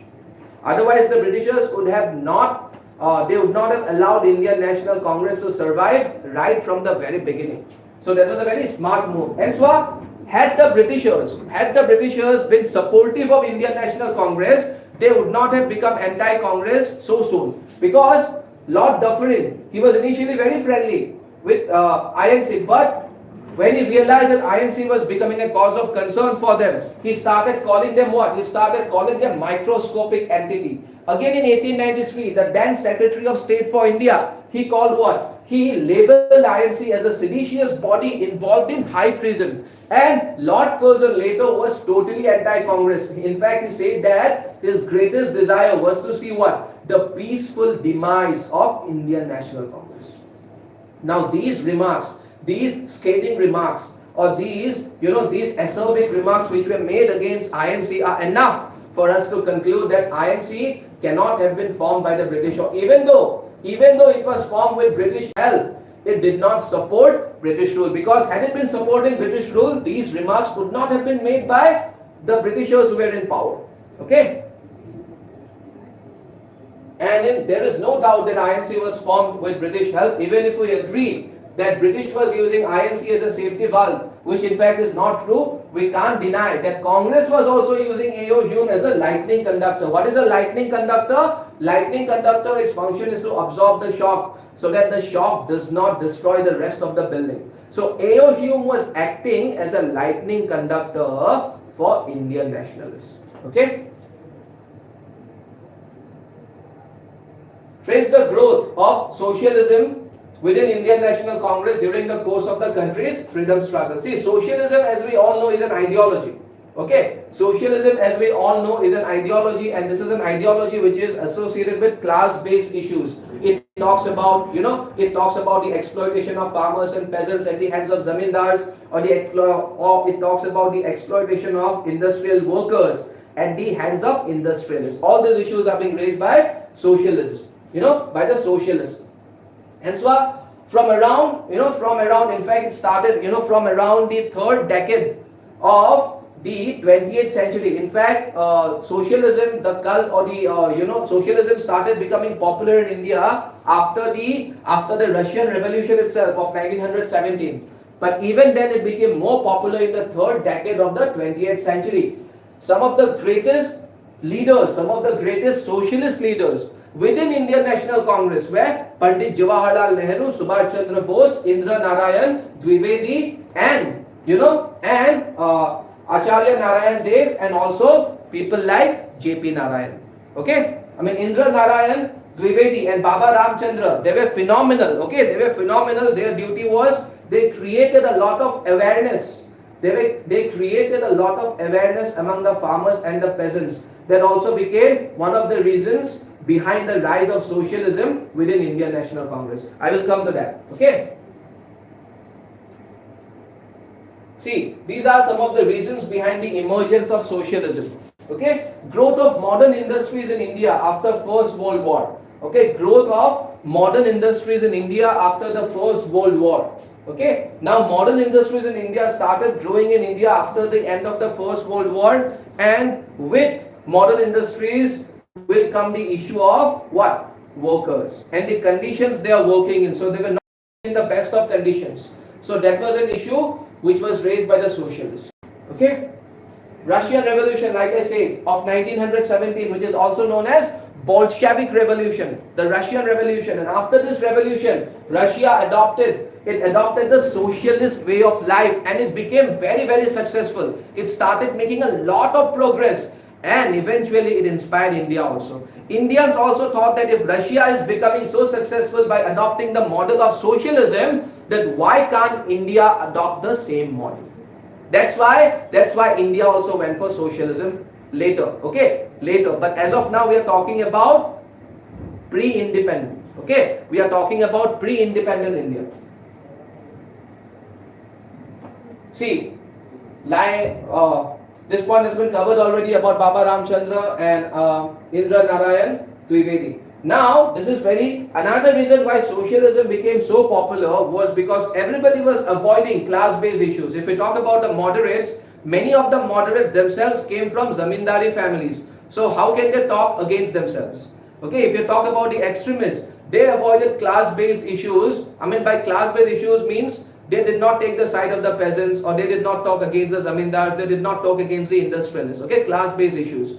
Why did the extremists avoid? Because they thought that once Swaraj is achieved, that is self-rule is achieved, automatically we will end up solving all the problems. Even Mahatma Gandhi, he did not, he also avoided he also avoided class-based issues because he wanted to what? He wanted to reach a middle path, or he believed in the change of heart. Okay, he had a belief that zamindars and industrialists, they will soon realize the kind of exploitation they are promoting. So I mean, he did not intervene, he left it to them, because he believed deep in his heart, he had this belief that they will realize it themselves. So he was also not talking about the class-based issues, about the way peasants and the industrial workers are being exploited. So the responsibility was, it was whose responsibility? Since no one was talking about the class-based issues, automatically the socialists had to intervene. Okay, automatically the socialists had to intervene. Now, few features of this phase: they were anti-British. There is no doubt about that. Okay, socialists were anti-British, but at the same time they realized what? That British were not the only exploiters of this country. That British were not the only exploiters of Indians. There were other Indians also who were exploiting their fellow Indians. For example, zamindars and industrial workers. The socialists also, not industrial workers, zamindars and the industrialists. The socialists, they also realized, it was under the socialist influence that during the famous Lahore session, during the famous Lahore session of Indian National Congress, which was held in 1929, Indian National Congress adopted the famous Purna Swaraj. And if you look at the definition of Purna Swaraj definitely it meant what? All kinds of autonomy from British. It did not talk about self-rule. Complete autonomy. But at the same time, another dimension of Purna Swaraj also included what? It also included free, not just making India free from Britishers, but also making India free from the exploitation of people like zamindars and industrialists. So Purna Swaraj. So in fact, Purna Swaraj was accepted as it was accepted as a resolution by INC in 1929 under the influence of socialism. And another feature of the socialists was that they did not believe in intermittent struggles. Mahatma Gandhi used to believe in intermittent struggles. After announcing a mass movement, after launching a mass movement, he used to give a break. All of a sudden he used to end that movement and he used to give a break, and then again he used to launch another movement. But socialists, they believed in one movement ending only with independence. They believed in struggle, victory. On the other hand, Mahatma Gandhi believed in what? He believed in STS, struggle, truce, struggle. He believed in this strategy. And in fact, in conclusion, We can say many things. See, the fact that Indian National Congress was fast coming under the influence of socialism, it also got reflected in the 1931 Karachi session. Okay, in the 1931 Karachi session, where two resolutions were passed. One was on fundamental rights, the another was on national economic program. Very, very important. Then again in 1936, Faizpur session. Okay, in 1936, Faizpur session, a very important resolution was passed abolishing zamindari system. It was passed by INC, abolishing zamindari system, and also it talked about what? It also talked about abolishing the beggar. Okay, it also talked about abolishing the concept of beggary of forced labor, which has now been enshrined in Article 23 of our Constitution. Okay, which has now been enshrined in Article 23 of our Constitution, by the way. See, give an account of the origins, evolution and salient features of the Hotro institution of Assam. A very, very important question. Okay, a very, very important question. We all know the importance of Hotro in Assamese way of life. ঠিক আছে, Hotros বিলাক তোমাৰ অসমীয়া জাতিৰ বাবে প্ৰাণ স্বৰূপ বুলি ক'লেও ভুল নহ'ব। ঠিক আছে, so let's talk about the Hotros. It can be, there's a huge possibility that they will ask you about Hotros this time. See, Hotro is one of the most important institutions of the Ekohoron Nam Dharma. Ekohoron Nam Dharma is also known as Mahapurukhya Dharma. Okay, it is also known as Mahapurukhya Dharma. Okay, Ekohoron Nam Dharma is also known as Neo-Vaishnavite movement, which was, as we all know, which was started by Mahapurukh Srimanta Hankardev in Assam. Okay, so its primary responsibility is what? To disseminate the teachings of this particular religion, okay, Neo-Vaishnavite movement, in a very structured manner. And Hotros also, they also act as what? Hotros also act as guardians. They also act as guardians of the Neo-Vaishnavite religion, or Ekohoron Nam Dharma. Okay? By the way, what is the meaning of Ekohoron? See, Ekohoron means undivided attention. Okay? Undivided devotion. Undivided devotion to the God. Okay? Undivided devotion to God. Okay, undivided devotion to Lord Krishna. Okay. Now this is the body. See, the word Hotro, it seems to have originated. Okay, it seems to have its origins in Bhagavad Puran. And by the way, Bhagavad Puran is the holy book of this particular religion. It's the most sacred book. Now, even the Shatpatha Brahmana, which is a part of the Vedic literature, it also mentions this word. I'm talking about the word etymology. Okay, I will come to its importance, okay, in Assam. I am talking about the word Hotro, and it is generally believed that, okay, during the lifetime of Mahapurukh Srimanta Hankardev, he did not use the word Hotro, but in place of Hotro, he is said to have used the word Than, okay. See, it is believed that Mahapurukh Srimanta Hankardev, he had set up the first Hotro at his native place near Burdua around 1494 AD. Okay, and the structure which was set up by him was a very simple structure. It was a very simple structure. It was a very simple structure which was set up by him so that his devotees could gather and they can engage in religious discourses, and they can also organize congregational prayers. Okay, they can also organize congregational prayers dedicated to Hori. Hori naam jate tahti lobo pare. Naam Kirtan. Okay, Nam Kirtan is one of the most essential elements of Neo-Vaishnavite movement. See, Neo-Vaishnavite movement, it does not emphasize on individual mode of worship, it emphasizes on congregational form of worship. Okay. Later, Hotros emerged in all places that the great Bhakti saint stayed during his travels, from Bordua to Borpeta to Padbausi. Okay. Now let's talk about the evolution. See, the rudimentary institution of Hotro that began under Mahapurukh Srimanta Hankardev was given a definite structure by his disciples. Okay, was given a definite structure by his disciples, Sri Madhav Dev and also Sri Damodar Dev. Okay, today, by the way, is the death anniversary of Damodar Dev. So, see, Hotros during the earliest history, when Hotros were built, okay, during the initial phase, they were not permanent structures. Okay, they were made of wood and bamboo. Okay, they were made of wood and bamboo due to the unsettled times. It is only from around the 18th century okay, that hotras started to be built in bricks.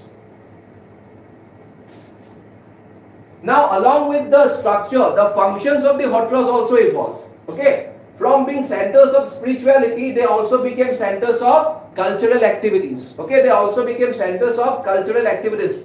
And cultural activities, what? Cultural activities having a relation with religion. Okay, cultural activities focused on religion. Okay, as we all know, Srimanta Hankardev himself started something called Onkyo Nath and Bhavna. Okay, Onkyo Nath and Borgit also was started by him. What were those things? Those things were started by Srimanta Hankardev to propagate his ideas, to propagate the ideas of Neo-Vaishnavite religion. Because if you propagate your ideas in a very attractive manner, in a very interesting manner, the masses will understand what you are trying to say. The masses will understand. If you are promoting your teachings in the form of entertainment, then the masses will understand, the masses will comprehend them in a much better way. That was the objective of Mahapurush Srimanta Hankardev. He was not just a religious teacher, okay, he was a genius, okay, he was a polymath, he was a genius, he was a dramatist, he was a musician, he was everything,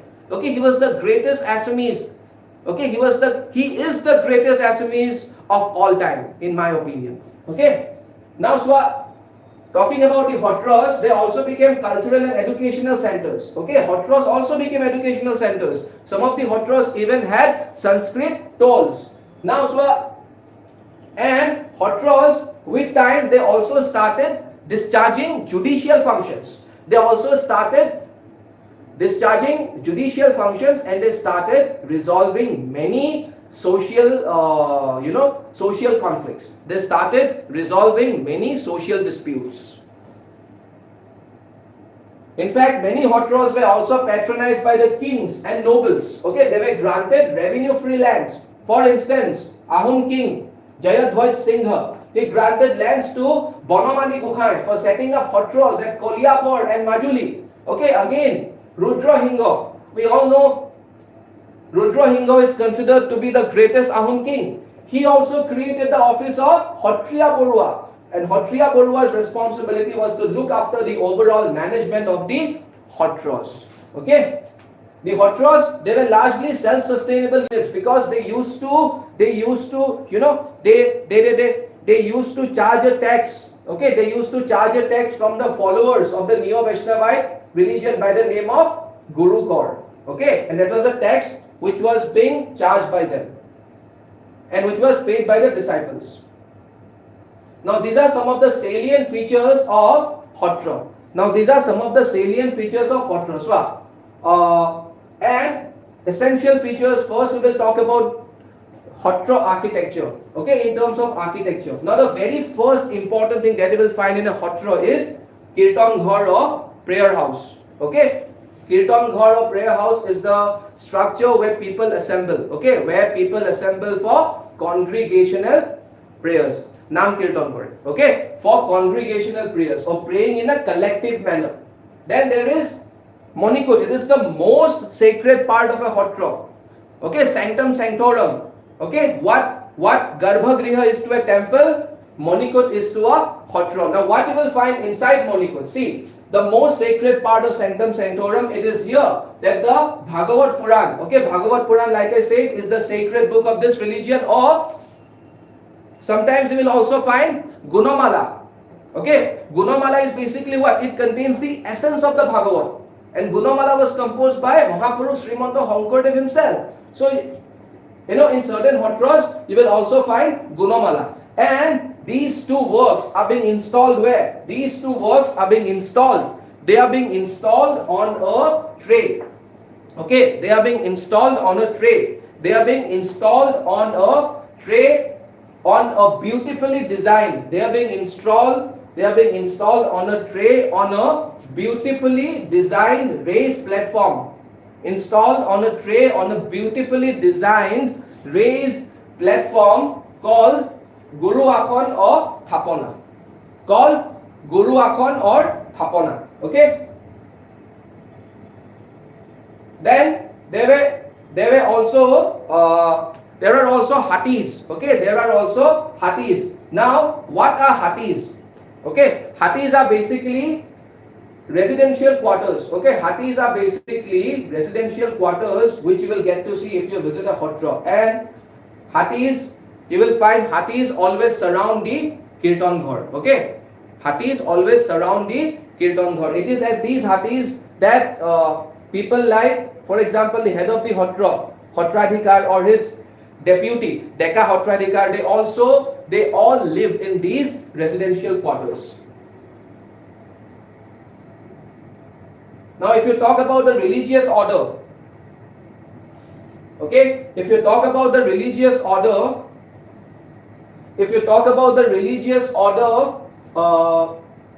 in Hotra, Hotradhikar is the head of the state. Okay, Hotradhikar is the head of the state. Okay, then you will find Kevolia Bhakots. Okay, then you will find Kevolia Bhakots. They lead a life of what? They lead a life of celibacy. Okay, Kevolia Bhakots, they lead a life of celibacy. They don't marry. And then you will also find Shishyas.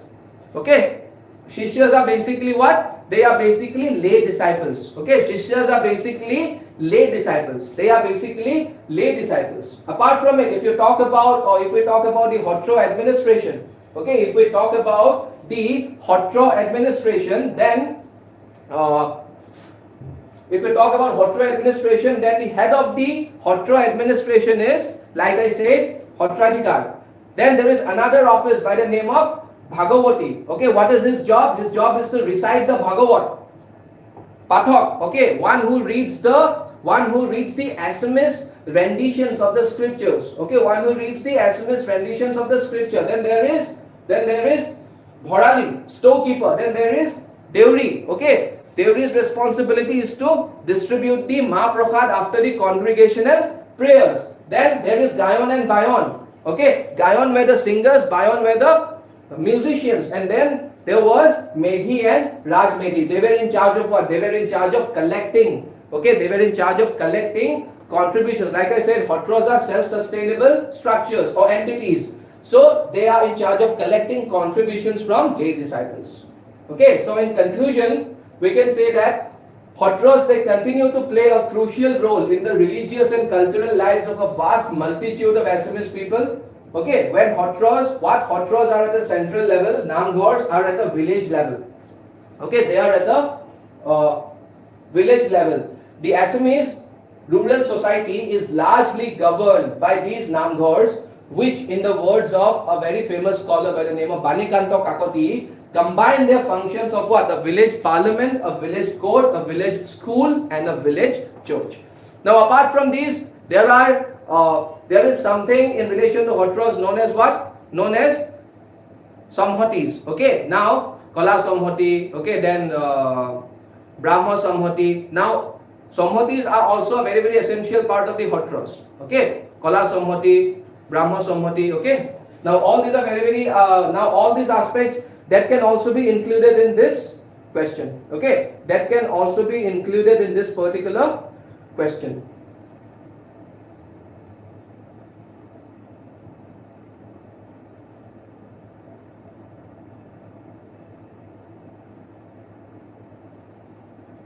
Brahma Samhati, Purusha Samhati, Kala Samhati, and Nika Samhati. Okay, these are the 4 Samhatis. Now, what are these Samhatis? Basically, these are the various schools. Okay, these are the various schools, or you can say these are the various orders. You can say, okay, these are the various orders.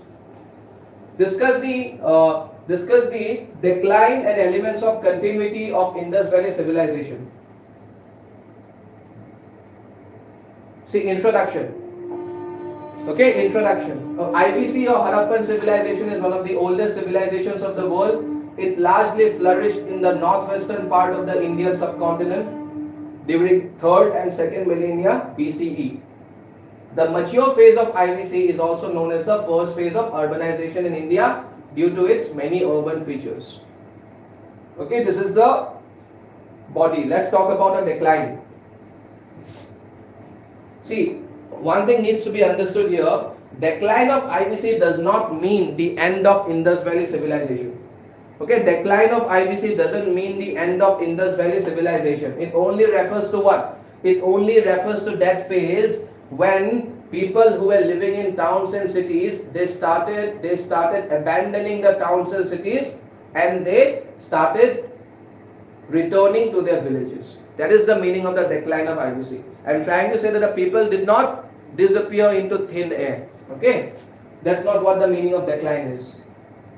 And the decline of IBC, okay, the mature phase, it is the mature phase which declined. Okay, it is the mature phase which declined, but it resulted in the emergence of what? In the emergence of the late Harappan phase.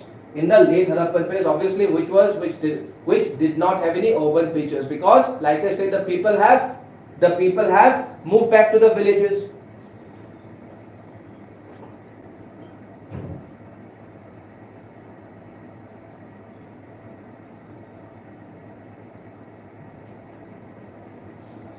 Just 1 second. Okay, just 1 second. I'll be right back.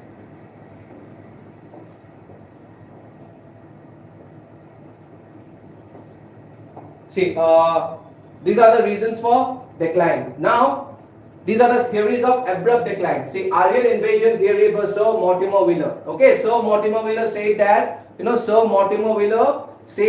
that, what is the meaning of Aryan invasion theory? He said that warlike people, okay, he said that warlike people from Central Asia entered India. Okay, warlike people who love fighting wars. They came from Central Asia and they entered India and they attacked the peace-loving Harappans, or the peace-loving people of Indus Valley civilization. That led to the decline of IBC. Okay, then there is the frequent flooding theory of hydrologist Aril Rakes, and according to hydrologist Aril Rakes, he talks about the city of Mohenjo-daro. Okay, Mohenjo-daro is a city which was located, it was a settlement which was located on the banks of Indus. So he said that it got flooded many times, because he has found what? He has found 3 layers of silt. He has found 3 layers of silt, and he has concluded that this must have resulted in the decline of IBC. But how can we accept this theory? Because it's just, even if we take this, okay, even if we consider it to be a true fact, okay, even if we consider it to be a true fact, but it only talks about a decline of Mohenjo-daro. Okay, what about the other settlements? Then theory of drying up of Indus by H.T. Labrick. He said that the river Indus itself dried up. Okay, the river Indus itself dried up. Okay, the river Indus itself dried up, because and we cannot even consider this a theory. And Indus Valley civilization, we all know how important the Indus river must have been for the people. So he's saying that H.T. Labrick, the Indus dried up. Okay, the Indus by this time, by 1750 BCE, the river Indus dried up, which eventually led to a decline. Then there is a theory of drying up of Ghaggar Hakra by D.P. Agarwal and D.P. Sood. This river is very, very important. Ghaggar Hakra. Ghaggar Hakra is the river on the banks of which most of the settlements of IBC were located, not Indus. Okay, very few settlements were located on the banks of Indus. Most of the settlements of IBC were located on the banks of Ghaggar Hakra, including Kalibanga. And according to this particular theory, they say that around 1750-1800, due to tectonic shifts, there was a huge tectonic movement which resulted in the river Yamuna changing its course to its present day course. They say that earlier river Yamuna used to be a tributary, the biggest tributary in fact of Ghaggar Hakra, and Ghaggar Hakra used to flow in which particular region? It used to flow in modern day regions like Haryana and Rajasthan. And Yamuna now after originating at Yamunotri, it takes an eastern turn now. Okay, it takes an eastern turn now. So according to these scholars, earlier Yamuna used to take a western turn. Okay, it used to move towards the western direction, and then it used to It used to flow into Ghaggar Hakra, and that made Ghaggar Hakra even more powerful. That added a lot of water to Ghaggar Hakra. Okay, so these scholars are saying that so Yamuna, due to that particular tectonic movement, Yamuna changed its course, as a result of which it was not adding of enough water to Ghaggar Hakra. Okay, because of that eventually Ghaggar Hakra also dried up. And theories of gradual decline. See, this is a very important theory. Theory of ecological imbalance by Walter Fairservice. What does he say? He says that see, I mean, people of IBC, they were not aware of iron. Okay, they were not aware of iron because we know iron was discovered only around 1000 BCE in India. Okay, during the later Vedic phase. So because they were not, and they were living in such a location which was surrounded by forest. Okay, which was surrounded by dense forest. So they could not come out of that location. Okay, they could not explore new places.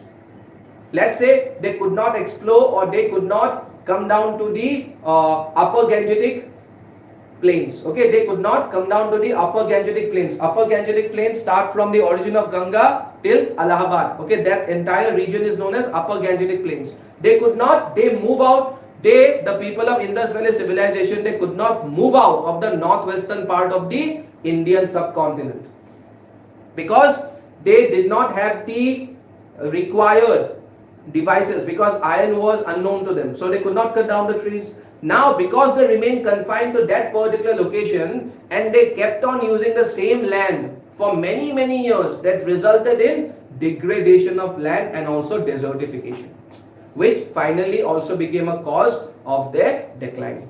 Okay. Then obviously disruption of trade by Elam Empire. Now Elam Empire is an empire which came to power around 1800 to 1750 BCE in Iran. Okay, in Iran. So we all know that IBC was trading a lot with Mesopotamian Empire, and now Elam Empire was not allowing that trade to happen, because as we all know, Iran is located to the eastern side of Iraq. Okay, you need to move through Iran in order to reach Iraq. Okay, and Mesopotamia means what? Modern day Iraq. So now that Elam Empire has come to power in Iran, so it was not trading friendly. And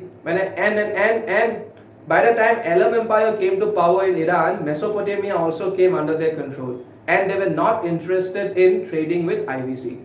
So an IBC's economy, as we all know, was based on based on trading. It was based on foreign trading. Okay, foreign trading mattered a lot to the people of IBC, or to the IBC's economy. And once that thing went out of the equation, things became really, really hard for IBC. Then there was, obviously, lack of competent rulers. So all these are what? All these are theories.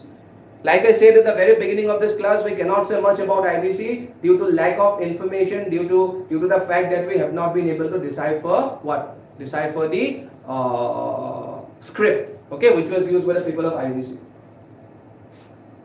These are some of the elements of continuity, things which have continued since IBC till today. See, town planning. Okay, IBC was, the mature phase of IBC was known for its town planning. The towns used to be in a grid pattern. Okay, the streets, they used to meet at 90-degree angle. The same can be seen today in Chandigarh, which was designed by Le Corbusier. And Jaipur, okay, Jaipur city was constructed by Raja Savai Jai Singh II. Because disposal of death. Okay, they used to practice coffin-based burial and urn-based burial. That thing has continued till today. Religious beliefs, they used to believe in mother goddess Lord Pashupati. Okay.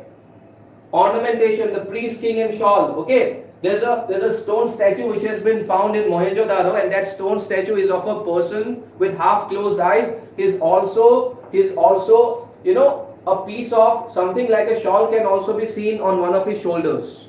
So based on that, you can say that shawl was used for ornamentation, and shawl later became a very, very important thing. Shawl, it became very, very famous in Kashmir. Okay, in Kashmir. Then, the people or the women of Indus Valley civilization, they also used to wear necklaces, because we have found a lot of beads.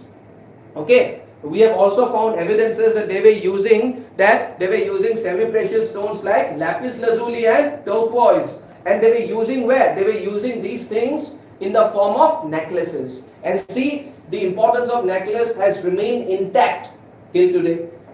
Namaste. Okay, so we have also found clay figurines showing persons with their palms folded in namaste in many sites of Indus Valley civilization, and we have also found certain terracotta means what? Terracotta means clay. Okay, we have also found terracotta dolls of women wearing sindoor. Okay, vermilion, and sindoor we all know is an integral part of Hindu culture today. So, in conclusion, we can say that the Indus Valley civilization did not disappear as such. It continued in various pockets of India, and the elements of continuity that we have discussed bear testimony to that.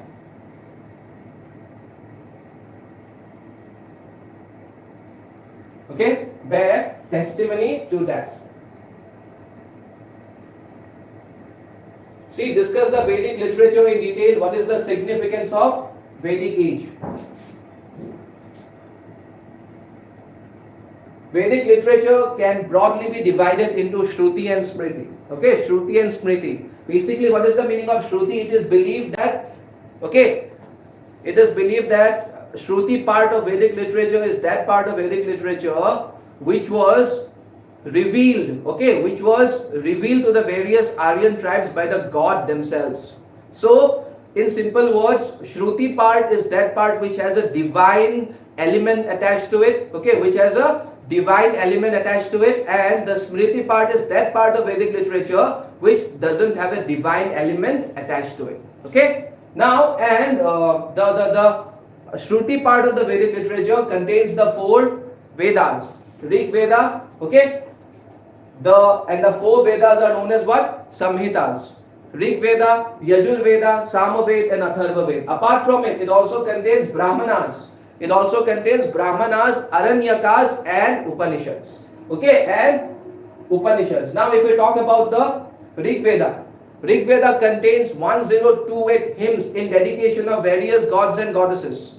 Okay, and most of the hymns have been dedicated to whom? Lord Indra. And the first hymn in Rig Veda has been dedicated to Lord Agni. And Rig Veda itself contains how many books? 10 books of mandalas, out of which book number 2 to 7 were composed during the early Vedic or Rig Vedic period, and book number 1, 8, 9 and 10 were composed. Okay, they were composed during the later Vedic period. Now, that was Rig Veda. Yajur Veda is basically the book of rituals. Okay, Yajur Veda was the book of rituals. It contains the rituals. It talks about the rituals. So, Rig Veda is just the book of mantras or hymns, but Yajur Veda talks about the rituals which need to be performed. Yajur Veda talks about the rituals which need to be performed while chanting those mantras. Okay, Yajur Veda talks about the rituals which need to be performed by the priest while chanting the mantras. Samaved, Samaved tells us, Samaved informs about the manner. Okay, those mantras are supposed to be recited in a particular manner. There has to be a rhythm to it. Okay, there has to be a rhythm to it. Now, that thing is dealt with by Samaveda. So, because Samaveda in a way is connected with music, it is also known as the oldest book on music in the entire world. Now, Atharva Veda is somewhat a bit different. Okay, Atharva Veda is a bit different than the other 3 Vedas because Atharva Veda is said to be the result of a lot of interaction between the Aryans and the non-Aryans, because Atharva Veda contains a lot of non-Aryan things, like for example certain magic practices, as well as you can say it talks about magic spells, and it also talks about things like amulets. Okay, amulets would mean what? Rings and tabis. I mean, all these things, scholars say that all these things were never a crucial or a core element of the Aryan belief. The fact that they have been mentioned in Atharva Veda, it indicates that Atharva Veda was composed. Okay, Atharva Veda was composed at a time when Aryans had started, massively interacting with the non-Aryans. Okay. Now that was Atharva Veda. Now Brahmanas. Okay, what is the meaning of Brahmanas? Brahmanas are simply commentaries on the Vedas. Okay, they were simply commentaries on the Vedas. And out of all the Brahmanas, okay, for example, we have many Brahmanas. Like for example, Gopatha Brahmana. Okay, Shatpatha Brahmana. Now out of all the Brahmanas, from a historical point of view, okay, strictly from a historical point of view, Shatpatha Brahmana is very, very important because it gives us a lot of information which help us in reconstructing history of that time period. Okay, then Aranyakas. Okay, Aranyakas are known as forest books. Aranyakas are known as forest books. They were composed at a time. Okay, they were composed at a time when the Vedic world was becoming too much materialistic. Okay, too many people were becoming too materialistic. Then a set of progressive Brahmins. So the Brahmins who were very, very progressive, they decided to go to forest because they were disillusioned. So they started going to forest and they started composing a different set of work, which later came to be known as Aranyakas. So I mean, Aranyaka itself has got the name of the forest in it. So they were composed in Aranyakas. Okay, they were composed in Aranyas. So the word Aranyakas came into existence, and they ask a lot of questions in these works. In Aranyakas, the people or the priests, they are progressive. They are completely shocked. They are completely shocked upon seeing the huge degree of materialism that has gripped the entire Vedic world. So they retreat to the forest and they start asking a lot of questions. And those questions are answered where? Those questions have been answered in Upanishads. Upanishads, one of the greatest, I would say, works of that time, Upanishads. What are Upanishads? So Upanishads, they primarily deal with the relationship. They primarily talk about the relationship between Atma and Paramatma, or you can say they primarily talk about the relationship between God and human, or in a more simplistic way, they talk about the relationship between God and soul. Okay, Upanishads are very important. Upanishads are considered to be the philosophical basis of Hinduism. Any religion, take any religion, that religion would be incomplete without a solid philosophical basis. And Upanishads are considered to be the philosophical basis of Hinduism. Okay, Upanishads are considered to be the philosophical basis of Hinduism.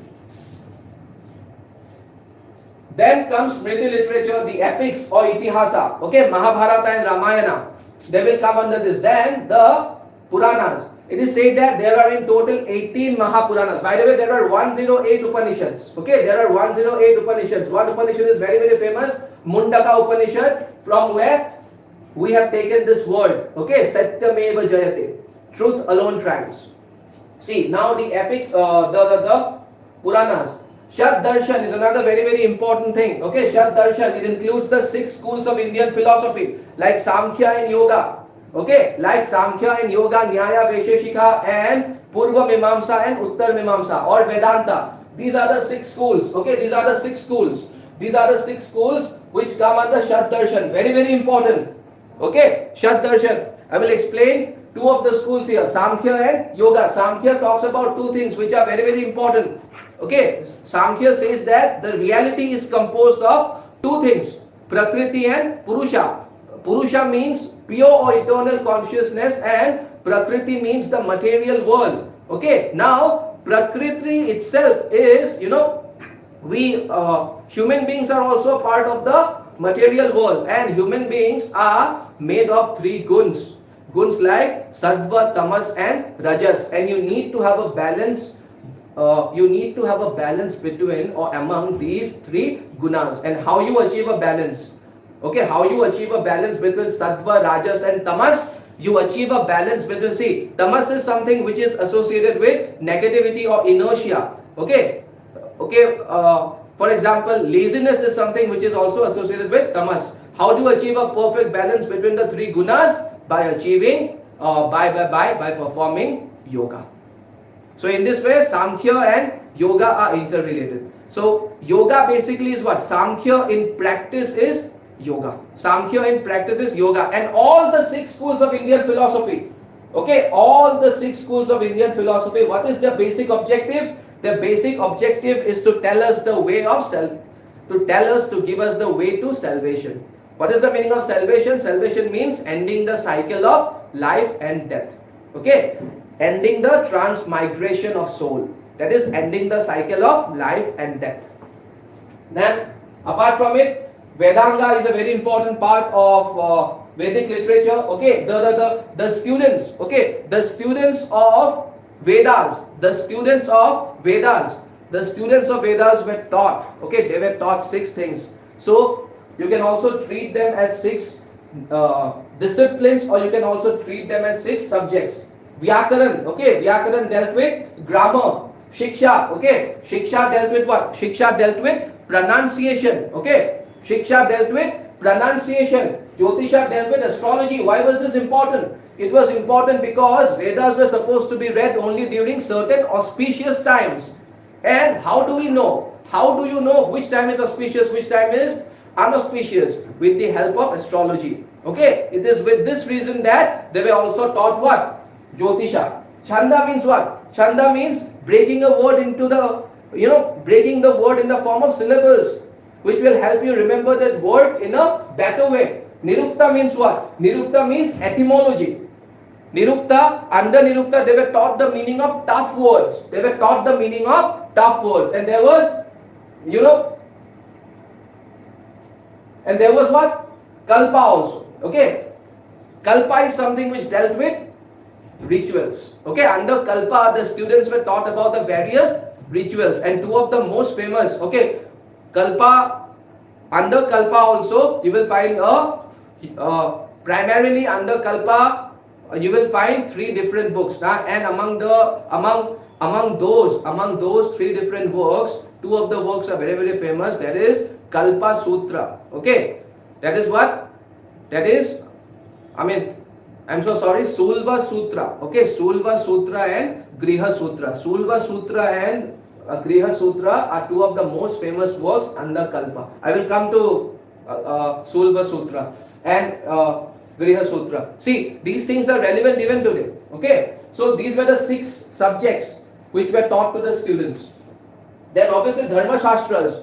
What were Dharma Shastras? These were socio-legal texts. What to do, what not to do in the society. Okay, for example, one of the most famous Dharma Shastras was Manusmriti. Okay, Manusmriti. Then Upaved. Okay, there were certain Upaveds also.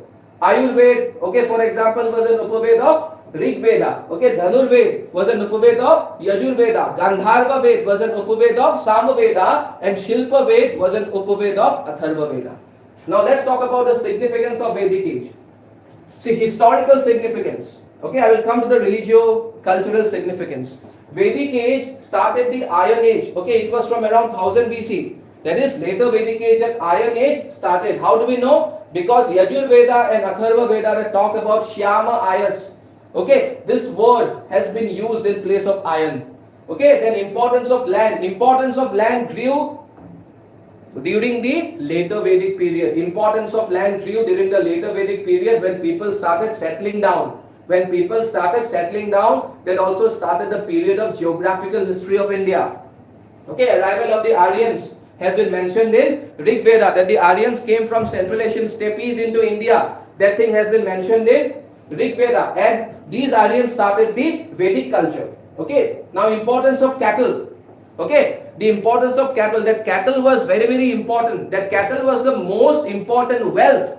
It was the most important wealth, especially cows. Okay, that thing becomes evident, and it was the most important wealth during the Rig Vedic phase. Okay, during the Rig Vedic phase, because many words in Rig Veda, like for example, Godhuli. Okay, many words. Now these are the words which are mentioned in Rig Veda. Certain words like Godhuli, okay, and Duhitri. All these words were related with what? All these words were related with Goswami. All these words were related with Rig Veda. Okay, all these words were related with Rig Veda. Now, this also is important because it also started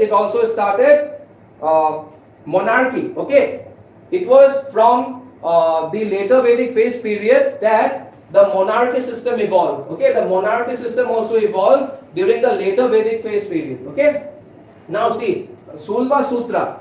Okay, very very important. Sulva Sutra, like I said, is a part of what? Kalpa. And Sulva Sutra, it talks about measurements of fire altars. We all know how important Havan Kunds are. It talks about measurements of fire altars, and that is considered to be the beginning of geometry. Okay. Then religio-cultural significance. Okay. Religio-cultural significance is what? See, use of Rig Vedic mantras. Gayatri mantra is something, now Gayatri mantra is something which has been mentioned in the third mandala of Rig Veda itself. Okay, Gayatri mantra, and Gayatri mantra is still relevant. It is still relevant. It is still being chanted by so many people, by millions of people in India. Okay, every morning. Then wedding mantras, all the mantras, if you go to any wedding which has been performed, okay, which has been performed in adherence to the Vedic rituals, all the mantras which are being chanted by the priests or by the pandits are from the Vedas. Okay, are from the Vedas.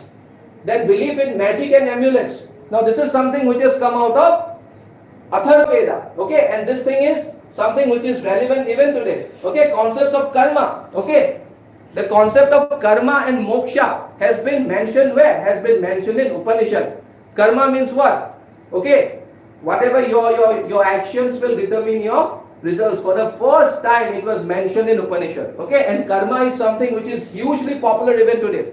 Okay, even today it is hugely popular. Okay, even today, and the word karma, the concept of karma is becoming even more popular in the 21st century. We find so many youth, okay, using the word karma. So that means what? It is extremely relevant today.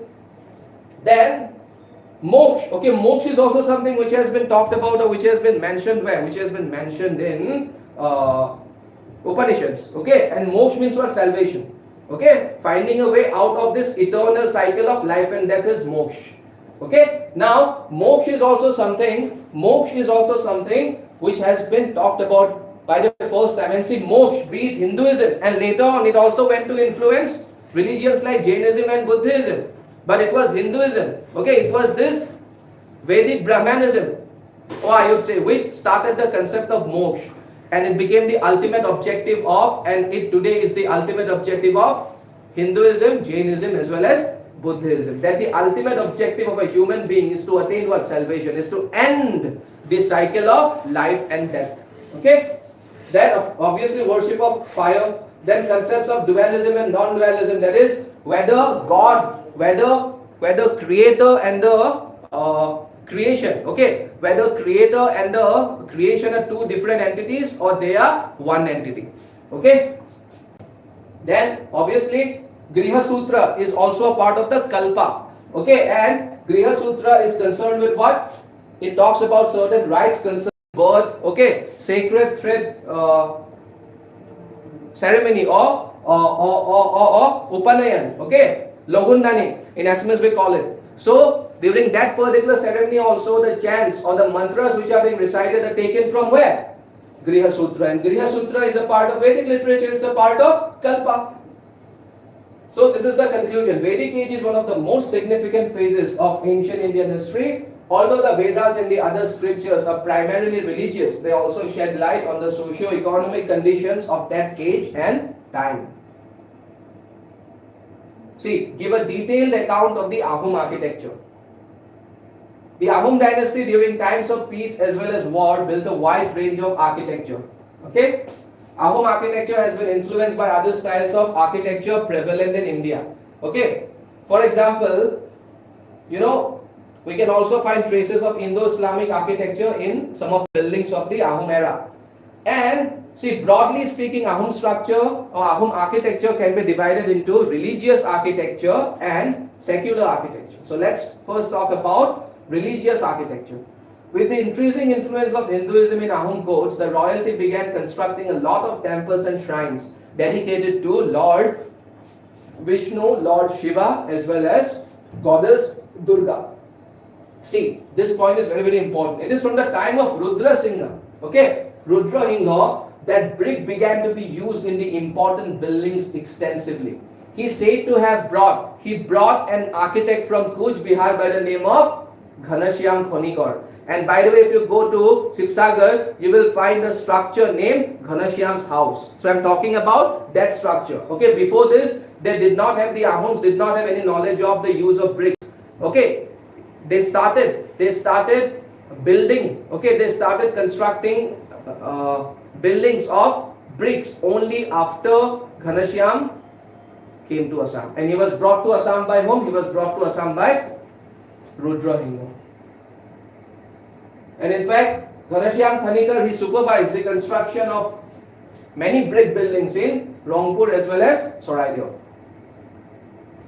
And his father, okay, the father of Rudrahingo, Godadhar Hingo, he also had instructed, he instructed whom? He instructed Gorgoya Hondikoi Fukon to build the famous Umananda temple on the Pikak Island. You know, the style of most Ahom temples bear resemblance with the Shiva doll built by Bor Roja Ambika during Shiva Singha's reign. Okay. Now these Ahom temples, they had a mandap, garbhagriha and a gateway. Okay. Mandap is where all the people assemble. Okay. Had a mandap.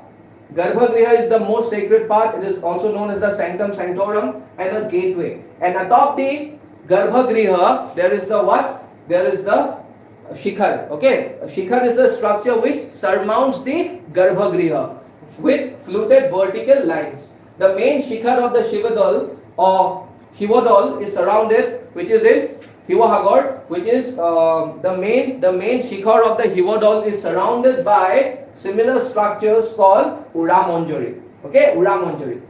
The Shikhar of the Devi doll, okay, which is also located in Gorisagar, it doesn't have the regular amalak atop it. It doesn't have the amalak is something which is present, okay, which is there atop the Shikhar. But this Devi doll doesn't have the amalak. Instead, it has what? It has a circular base made of bricks. Okay, it has a circular base made of bricks on top of which there is a tier of gold-plated kalash. Okay, there is a tier of gold-plated kalash.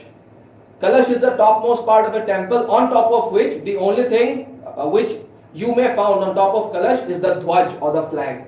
Okay. Now few important temples constructed under the patronage of Ahom kings were Sukleshwar, Pramotto Hingo, Rudreshwar, Nobogroho, Ugrara, Negreting Shivodol and Bordol temple of Vishwanath, which was constructed by Rajeshwar Singh. Okay. In fact in Guwahati there is a place by the name of Silpukuri. Have you ever wondered what actually gave that place the name? The place derived the name from a water tank. Okay, from a water tank which was constructed. Okay, which was constructed to satisfy the needs of the people. Okay, to satisfy the needs of the worshippers who would come to worship where? Who would come to worship at the Nobogroha temple, which is located on top of the Citrosal hill. And right down the hill, there used to be the tank. Even that, okay, that tank is present even today. I mean, although the use of that tank is no longer in use, but tank is present even today. Okay, Silpukuri. In Sibsagar, Vishnu temples were also constructed next to the Shiva and Devi temples. Then, if we talk about a secular structure, obviously there were royal palaces. Okay, Dolatal Ghor at Rangpur. It's a 7-story palace with some stories below the ground constructed under King Rajeshwar Singha. Okay, Gorgaon Palace, it's a very, very important palace. Okay, Dolatal Ghor is at Rangpur and Gorgaon Palace is at a short distance from Sibsagar town. It is at Gorgaon. See, royal palace surrounded by a brick wall of 2 miles in circumference. The present structure was constructed by King Rajeshwar Singha. But this must have been present in another form in the 17th century too. How can we say that? Because when Mir Jumla invades Assam, he brings with him a historian by the name of Shihabuddin Talish. Now Shihabuddin Talish has he has written about the Gorgaon Palace and he is completely mesmerized by the strength and by the ornamentation of this palace. In fact, he goes on to say that he hasn't seen such a beautiful palace in any other part of the world. A palace he hasn't seen, there was no other palace equal to the Gorgaon Palace in, he says, in strength as well as in ornamentation. Okay. Then obviously there was the Ranghor, okay, which is considered to be the first amphitheater of Asia. The present structure was constructed by Pramotto Hinga for enjoying recreational activities and games from it. The roof has been shaped like an Ahom royal boat turned upside down. Then also there were a lot of stone bridges being constructed. Then there were forts also, like for example Samdhora and Simologar Fort. Samdhora and Simlogar Fort, these were the second line of defense, and they were located on the two sides of the river Bhoroli, which flows very close to Tejpur. Okay. Sintamani Fort was constructed by Aton Buragohain near Sibsagar. And as per S.K. Bhuya, Pujya Kumar Bhuya, one of the greatest authorities on Assam history of all time, he says that similar forts and ramparts were built all around Guwahati before the Battle of Saraighat under the supervision of Lasit Borphukon and Aton Buragohain. Okay?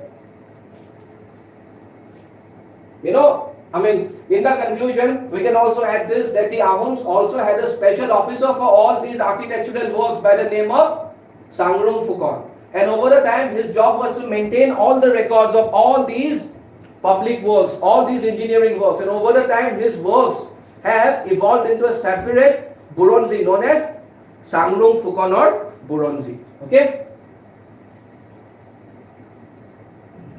Trace the journey of the origin of Indian feudalism with special reference to its various constituents. See, feudalism refers to a social hierarchy that develops not based on birth but which stems from delegation of authority, like I said. Western feudalism is different from Indian feudalism, and Indian feudalism is also known as Samantavad. Okay, Samantavad. Now, body. What was the origin? Okay. See, copper plate land grants of the Satavahanas. It is under the Satavahanas that Indian feudalism started. The Satavahanas were the first dynasty who started issuing copper plate land grants. They started making donations to various people, including Brahmins and Buddhist monks and Buddhist monasteries also. Okay. The Satavahana king started granting lands. Okay, the copper plate attached to the grant had the following details: name of the donor, and the land grants also had a copper plate, and on that copper plate you could actually find a lot of details. For example, the name of the donor, the name of the donee, and also the exemptions. Okay, the donees were given certain exemptions. Okay, for example, when you are donating a land to a Brahmin, that particular village was not to be entered into by the soldiers. Okay, with time those people were also given the right to administer that particular land and also the right to punish, kantak shodh. And all these exemptions were known as what? Parihars. Okay, all these exemptions were known as parihars. And after this, it became a pan-India thing. The practice of issuing land grants, it grew even more popular under the Guptas, and by 11th century CE, it became a pan-India thing except Punjab. And most of these land grants were made to Brahmins, who were known as Agraharis. Okay. Now, see, development under the Guptas. Now, Guptas also gave two kinds of land grants. One was religious land grants and the other was secular land grants. Now, what was this secular land grants? Secular land grants were the land grants were, I have told you that Gupta age is an age, or Gupta period was a period which was not associated with long distance foreign trade. So they did not have enough money. So when they did not have enough money, they used to, instead of salaries, but they had a lot of officers to maintain. So how would you pay those officers? So they started paying them in the form of lands, by granting them lands. That also added to what? Indian feudalism, and that will come under secular land grants. Apart from it, okay, one of the greatest Gupta rulers, Samudragupta, he introduced the system of Samanta. So who is a Samanta? Samanta is one such ruler who is being defeated by Samudragupta, but Samudragupta will not annex his kingdom. He will be, that particular person or that defeated ruler will be allowed to rule in his own place, and that such person came to be known as Samanta. And the Samanta system introduced by Samudragupta is also said to have added to Indian feudalism. Now all these are very, very important constituents of Indian feudalism. Examine the significance of civil disobedience movement in India's freedom struggle. Okay, now as we all know, CDM is one of the three mass movements launched by Gandhiji, okay, during the course of INM. Okay, it was the most organized mass movement of the three launched based on the Gandhian principles of Satyagraha. And why was it being launched? It had several reasons, like for example, Gandhiji gave something called 11-point ultimatum or demands, and those demands were rejected by Lord Irwin. At the same time, he was also under pressure to launch another mass movement, because Congress recently had adopted the resolution of Purna Swaraj in 1929. So he was under a lot of pressure, because and he himself, he also realized that the masses were ready for another mass movement. And this CDM can broadly be divided into two phases. The first phase started from around 1932 and it lasted till 1931, and then again it started in 1932 and it lasted till 1934. But the first phase is much more important than the second phase. Significance is pan-India character. Okay, in the northwestern part of the Indian subcontinent, Khan Abdul Ghaffar Khan, who is also known as the Frontier Gandhi, he started the civil disobedience movement with the help of something known as Khudai Khidmatgars or red shirts in any India. In fact, in Manipur and Nagaland primarily, specifically, it was started by a 13-year-old Rani Gandhilyu. Okay, Rani Gandhilyu started this. She was a disciple, or she was very, very fond of Gandhian principles. She was influenced by Gandhiji's principles, and she started the movement in Manipur in Nagaland. Okay, initially it was started in Manipur because she was from Manipur. Then the movement got spread to Nagaland also. Okay, and she was given the title of Rani by none other than Pandit Jawaharlal Nehru for her sacrifices, because she got imprisoned at a very young age and she was released only at the age of, I think, 26 or 27. Okay, she was released only in independent India. Then anti-Chowkidari tax campaign in Bihar and Bengal. Okay, anti-Chowkidars, who were the Chowkidars? Chowkidars were basically appointed by the British. They acted as, let's say, a village headman, but it was soon realized that they were acting as spies of the Britishers. They used to give information about the villages. And tax, okay, the amount of salary, okay, the salary for those village headmen were collected from the villagers. So that was known as what? Chowkidari tax. So anti-Chowkidari tax campaign started in Bihar and Bengal. Then campaign in defiance of forest laws in Karnataka also started. Okay, forest laws, because the Britishers were not allowing the people, or the people who were living very close to the forest, or the tribals, to collect forest produce for their livelihood. So campaign in defiance of that also started in Karnataka. Then temple entry movement in Kerala under K. Kalappan. Okay, people belonging to the lower caste were not allowed to enter certain temples. They were not allowed to take the roads leading to that temple. Okay, and the movement was started in Kerala under K. Kalappan against this. Okay, temple entry movement. Then Salt Satyagraha in Madras under C. Rajagopalachari. Okay, Salt Satyagraha in Madras, it was started because Madras being a coastal city, it was started in Madras, and the Britishers were not allowing the Indians to what? They were not being, the Indians were not allowed to produce and sell salt. Then another important feature of CDM is the participation of women. Okay, women started boycotting foreign goods, as well as they started speaking against the ban. They started demanding a ban on wine, and a primary role, okay, in this particular area was played by Sarojini Naidu also. And all these resulted in the Gandhi-Irwin Pact of March 1931, when the CDM, when the first phase of movement, when the first phase of CDM became too much for the Britishers to handle, then those 13 demands, or the 13-point ultimatum, which was given by Gandhiji to Lord Irwin initially, which was rejected by him initially, now he accepts most of the demands. Okay, most of the demands of Gandhiji, and that's how the first phase comes to an end. But the second phase of CDM was not as successful as the first phase, because when Gandhiji comes out of the jail and when he gives a call for the launch of the second phase of CDM, he doesn't get much of a response. He gets response, but that response is not as much as he got in case of the first phase of CDM. Discuss the economic impact of the British rule in India. Very, very important. See, British rule in India had many adverse effects, but the traditional Indian economy was the biggest victim. Okay, the colonies, as per definition, they were supposed to serve the interest of the master. So all the economic policies in India were aimed at developing Britain at the cost of India. They were not at all concerned about the Indians, because India was a colony. Everything they did in India was for the interest of United Kingdom, and that's the definition of a colony also. the worst hit to Indian economy was drain of wealth. I'll come to that. Okay, see, a British officer, John Sullivan, remarked what? Our system acts like a sponge, squeezing anything from banks of Ganges or Ganga and depositing them on the banks of Thames. Thames is a river which flows in London. Okay, this speaks volumes. Now, if you talk about a body, see, drain of wealth. This is one of the biggest hits to Indian economy. What is the meaning of drain of wealth? You know, drain of wealth means that unilateral flow of wealth from India to United Kingdom. Okay, a lot of wealth. Okay, wealth just flew. Okay, wealth flew or it flowed from India. Okay, it flowed from India to United Kingdom. But it was a unilateral flow of wealth because in return India did not get anything. India did not get anything. Okay.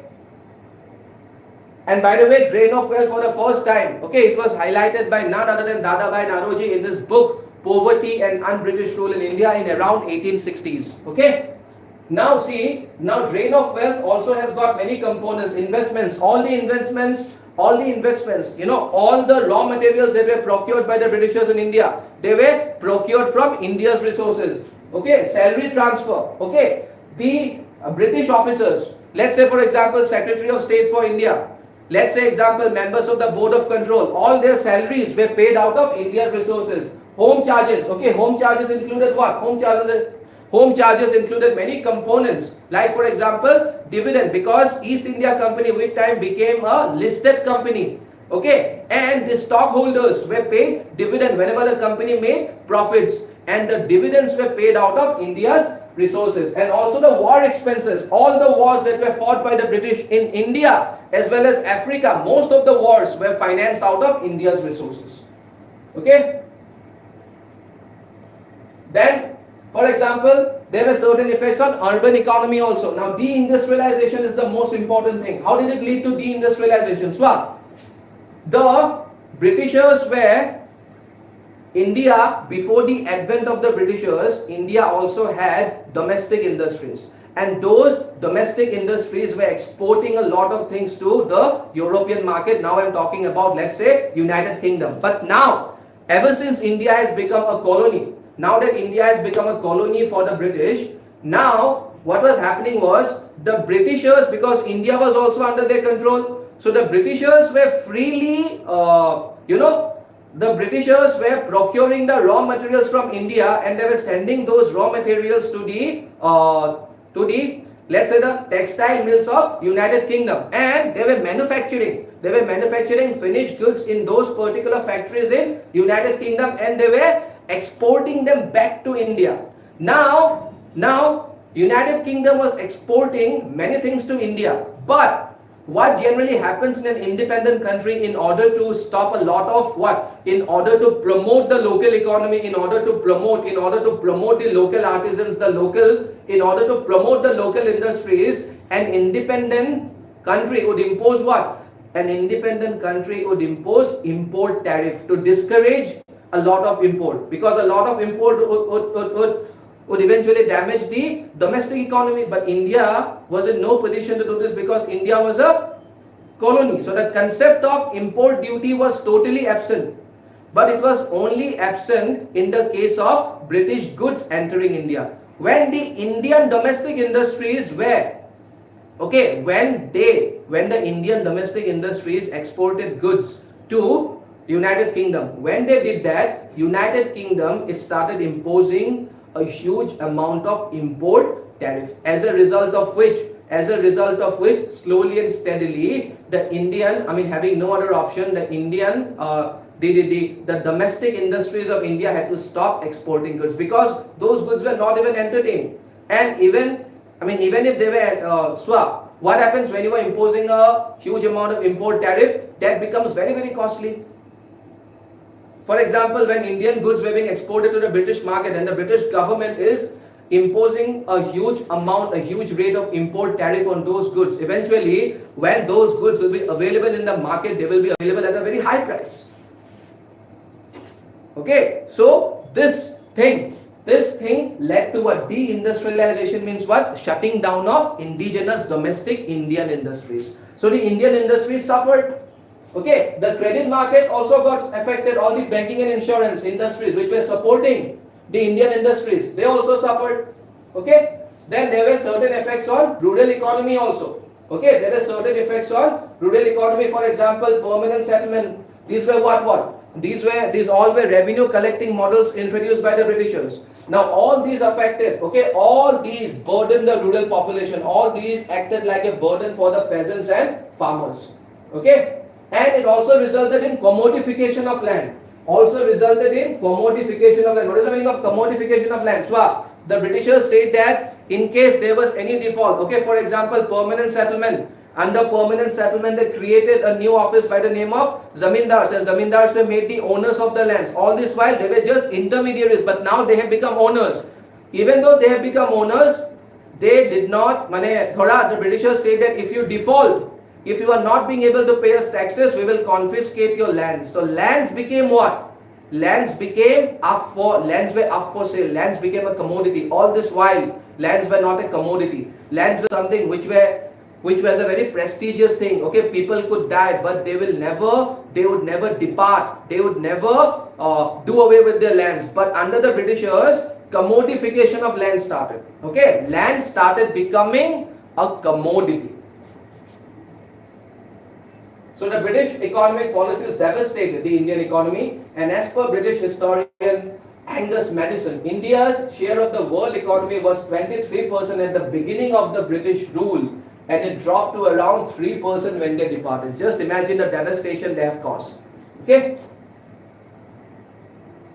Now examine the role played by Bhakti movement and Sufism in the development of regional languages and a composite culture.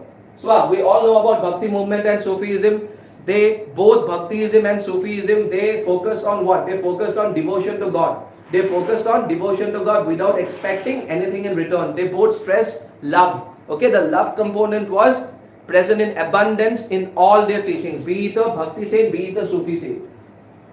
Selfless devotion to God. Okay, with their pragmatic teachings, and they were also teaching about interfaith harmony. Now, development of regional languages. One of the most important contributions of this period of Bhakti movement and Sufism was what? A lot of regional languages developed. The Bhakti movements as well as the Sufi saints, they started preaching in local languages to gain what? To gain wider acceptance, so that the teachings become popular, and indirectly they resulted in the promotion of those languages. Okay, see. Mirabai, okay, for example, she started preaching in a Marwari dialect of the Hindi language in Rajasthan. Saints of Maharashtra Dharma, okay, Maharashtra Dharma, I am talking about the Marathi Bhakti movement, okay, I am talking about Marathi Bhakti movement, okay, saints like Gyaneshwar, okay, they started preaching in Marathi. And they started preaching in Marathi, and for example, Gyaneshwar, the first Marathi Bhakti saint, he wrote what? Bhavard Dipika in Marathi. And Bhavard Dipika contains what? The essence. Okay, it contains the essence of Bhagavad Gita. Saints like Tukaram, Eknath, Namdev, they all followed suit. Okay, Dharkari and Varkari saints, the saints of Maharashtra Bhakti movement. Then the second Sikh Guru, an immediate successor of Sri Guru Nanak, who was Guru Angad. He developed the Guru Mukhi script, okay, that gave birth to the Punjabi language. Okay, Guru Mukhi script. You must have seen the alphabets. Then Mahapurukh Srimando Angkorde, for example, he is considered the biggest contributor to the development of the present Assamese language. Okay, there is no doubt about that. Then Amir Khusro. Okay, Amir Khusro is one of the greatest cultural figures of medieval period. At the same time, he was a devotee, or he was a murid of Hazrat Nizamuddin Aulia. And he started writing in Khari Boli. He wrote in Khari Boli, and that contributed towards the growth of Hindi. Chaitanya Mahaprabhu of Bengal promoted what? Bengali. Okay, he preached in Bengali language. Narsingh Mehta, the composer of the iconic Vaishnava Janato, okay, which has been made immortal by none other than Gandhiji himself, he preached in Gujarati. Vasavanna, okay, founder of the Lingayat movement, okay, he preached in the Kannada language. Then development of composite culture. How did the composite culture develop? See, the Bhakti and Sufi saints, they interacted a lot. Obviously, as a result of this, a composite culture evolved. A composite culture evolved which found expression in many dimensions in general and music in particular. Okay, the Indian classical music got influenced by Sufi music at the religio-cultural gatherings. The Sufi saints, they used to organize religio-cultural gatherings, and those gatherings were also attended by Bhakti saints. That's how Indian classical music got influenced by Sufi music. Okay, Amir Khusro, he was a genius. Okay, he began mixing Sanskrit and Persian words. He began mixing Sanskrit and Persian words in his Masnavis of poems.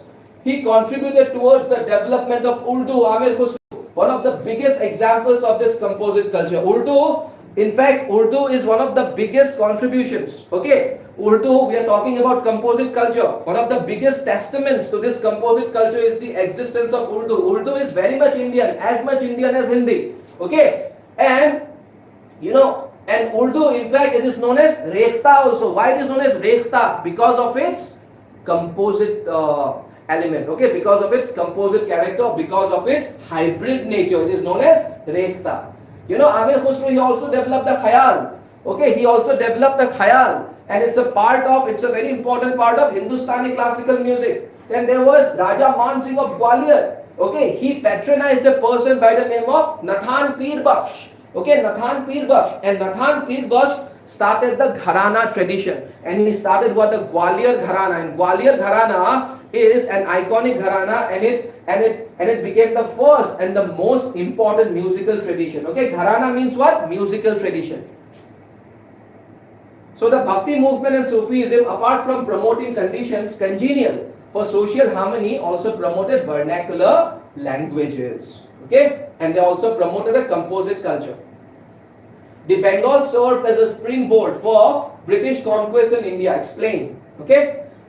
See, conquest of Bengal is one of the most significant events of the 18th century. Conquest of Bengal. Bengal at that time was the richest Indian province, as well as placed at a very strategic location. And why was Bengal very, very prosperous? Bengal was made prosperous as per scholars like Bipin Chandra. Bengal was made prosperous by the Nawabs of Bengal like Nawab Murshid Quli Khan and Alivardi Khan. Okay, due to their policies, Bengal became very, very prosperous, and the Britishers were only on the lookout for an opportunity to conquer Bengal. And when we say conquest of Bengal, we primarily refer to two battles: Battle of Plassey, which was fought in 1757, and Battle of Buxar, 1764. Now, what was the significance? Okay, now what was the significance? Battle of Plassey, we all know that Robert Clive was able to defeat whom? Nawab Sirajuddaulah, and famous Bengali poet, okay, Nabin Chandra Sen. He says what? He says that it was a night of eternal doom. Okay, Battle of Plassey. Whatever happened, the consequence was, he refers to the Battle of Plassey as a night of eternal gloom descended upon India. Why was Battle of Plassey so very important? Because on the military front, the British started recruiting a large number of sepoys from Bengal. Okay, these sepoys paid out of Bengal's resources. Okay, who are the sepoys? Sepoys were Indians dressed in British uniform. I'm talking about the soldiers. So the British army got strengthened, and this British army, had this British army made mostly of Indian soldiers not been there, the Britishers would not have been able to remain in India for such a long time. Okay, so these sepoys, they were paid out of Bengal's resources, and they did not have any nationalistic feelings. I mean, at that time, they were devoid of any nationalistic feelings. So the Britishers used that to their full advantage, and they helped the Britishers in their expansion. On the economic front, because Bengal was very, very prosperous, the British traders stopped bringing money from their homeland. All this while they were bringing money from their homeland for purchasing all the raw materials from India. But from now on, they stopped doing that. Okay, and in place of that, they were using Indian resources or Bengal's resources. Okay, this resulted in what? Unilateral flow of money, obviously. On the psychological front, the victory in Bengal or victory in Battle of Plassey gave them a whole lot of confidence. And by the way, confidence can change your life. Okay, it gave them a lot of confidence. They became very sure that because Battle of Plassey was won by the Britishers by means of treachery, okay, by means of deception. They realized that by bribing Indians, we can pit them against each other. They are up for sale. Okay. And as per scholar John Seeley, British conquered India in a fit of absent-mindedness that began with the Battle of Plassey. They became more and more confident. They went on conquering lands after lands. See, Battle of Buxar. In Battle of in Battle of Buxar, the Britishers were able to defeat not just one force, but it was a conglomeration, or you can say it was a coalition of three forces. Okay, Mughal Emperor Shah Alam II, Nawab Shujauddaulah, and the and Mir Qasim. Okay, now politically, the British forces became the masters of India. See, Mughal Emperor, although it was not as strong as it was under the great Mughals, but still it was what? Still he was the nominal head. And once the Britishers had defeated the Mughal Emperor himself, who was a part of the coalition, who was a part of this confederacy, Shah Alam II. So in a way, if he has been defeated, so who has become the masters now? Obviously the Britishers have become the masters. Okay. The Britishers then secured the Diwani right for Bengal. Diwani right, very, very important. Diwani right included two things: right to collect revenue as well as right to administer. They got the right for Bengal from the emperor, and he was to become a pensioner. The emperor from now on, the Mughal emperor, was just a pensioner. He used to get pension from the British. The Nawab of Awadh also, he lost his complete autonomy and sovereignty. As British forces were stationed at his court, he was not allowed, Nawab of Awadh, he was not allowed to take any decision independently. He was not even allowed to appoint any European without the permission of the British. He was not allowed to even get in touch, or he was not allowed to enter into any treaty with other kingdom. And all these were given an institutionalized shape, or a proper shape. Okay, all these things were given a proper shape under something known as subsidiary alliance, which became a very famous thing under Lord Wellesley. See, after death of Nawab Mir Jafar, his son transferred. Now when Mir Jafar died, his son transferred what? The right to nominate, appoint and dismiss the Nayab Subedar, who was the criminal administration to the British. So now the criminal administration also came under the British control after the death of Mir Jafar. So in a way, now the Britishers have made, or they have become the real king. They have become the real masters of Bengal. So this was the question. Okay, why conquest of Bengal? So the question is, why conquest of Bengal was so very important. So therefore it is often said, this is a very important statement, the key to India that was frantically searched by Dupleix in South was found by Clive in Bengal. Okay. Discuss the salient features of the Government of India Act 1935. Government of India Act was the most comprehensive of all the British laws enacted by the British in India. Okay, and it was a major step towards what? Forming a responsible government. The promise to form a responsible government was made by the Secretary General of India. Okay, it was made by the Secretary General of India, Lord Montague, back in 1917. Okay, and Government of India Act 1935 was a result of that. It was a step towards forming a responsible government within the overall control of the British Empire. This act had several long-term consequences. Okay, this act was, what was the overall objective? To maintain sufficient control at the central level.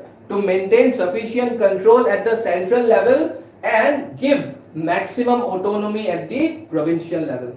Now see, it was so big that experts have divided the contents of this act into three heads: All India Federation, Provincial Autonomy and Miscellaneous Provisions. Now let's talk about All India Federation. You see, diarchy was introduced at the central level. Okay, diarchy. Now let's understand this. Now Governor General of India, apart from certain functions like, for example, defense, communication and let's say foreign affairs, apart from these three functions, all the other functions could be legislated. All the other functions could be legislated by the central legislature. All the other functions could be legislated by the central legislature. Only three functions, defense, communication and foreign affairs, were reserved for the Governor General. So that was diarchy.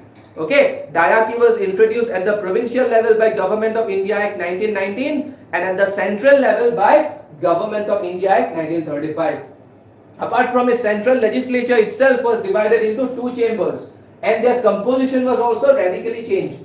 The upper chamber was known as Council of States. It was supposed to have how many members? 260, out of which out of which 156 were supposed to be directly elected.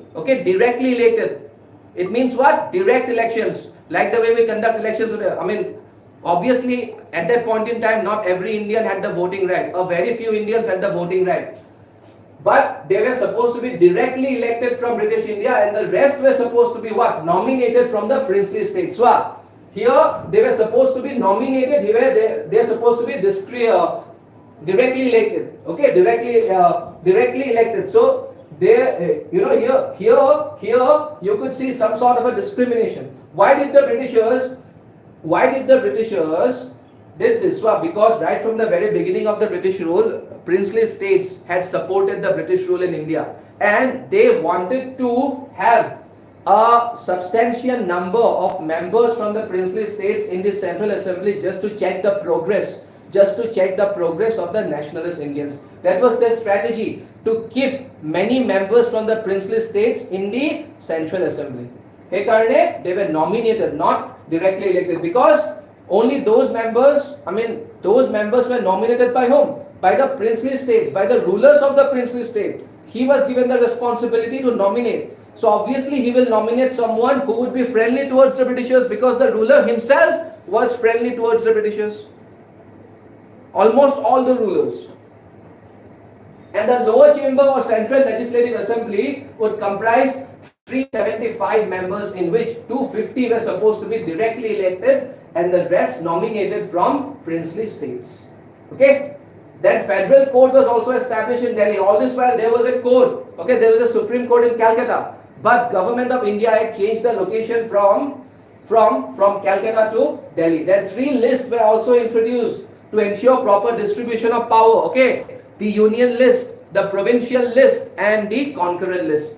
Now see, the provincial list, it just changed its name to state list after India became independent. I mean, once the constitution came into force in 1950, it became state list. Even today we have got these 3 lists, and these 3 lists were introduced by Government of India Act 1935, which is why Government of India Act 1935 is very, very relevant, because many things which could not be implemented back then were implemented after India became independent. Okay, India took a lot of things from Government of India Act. Indian Constitution borrowed a lot of things from Government of India Act 1935.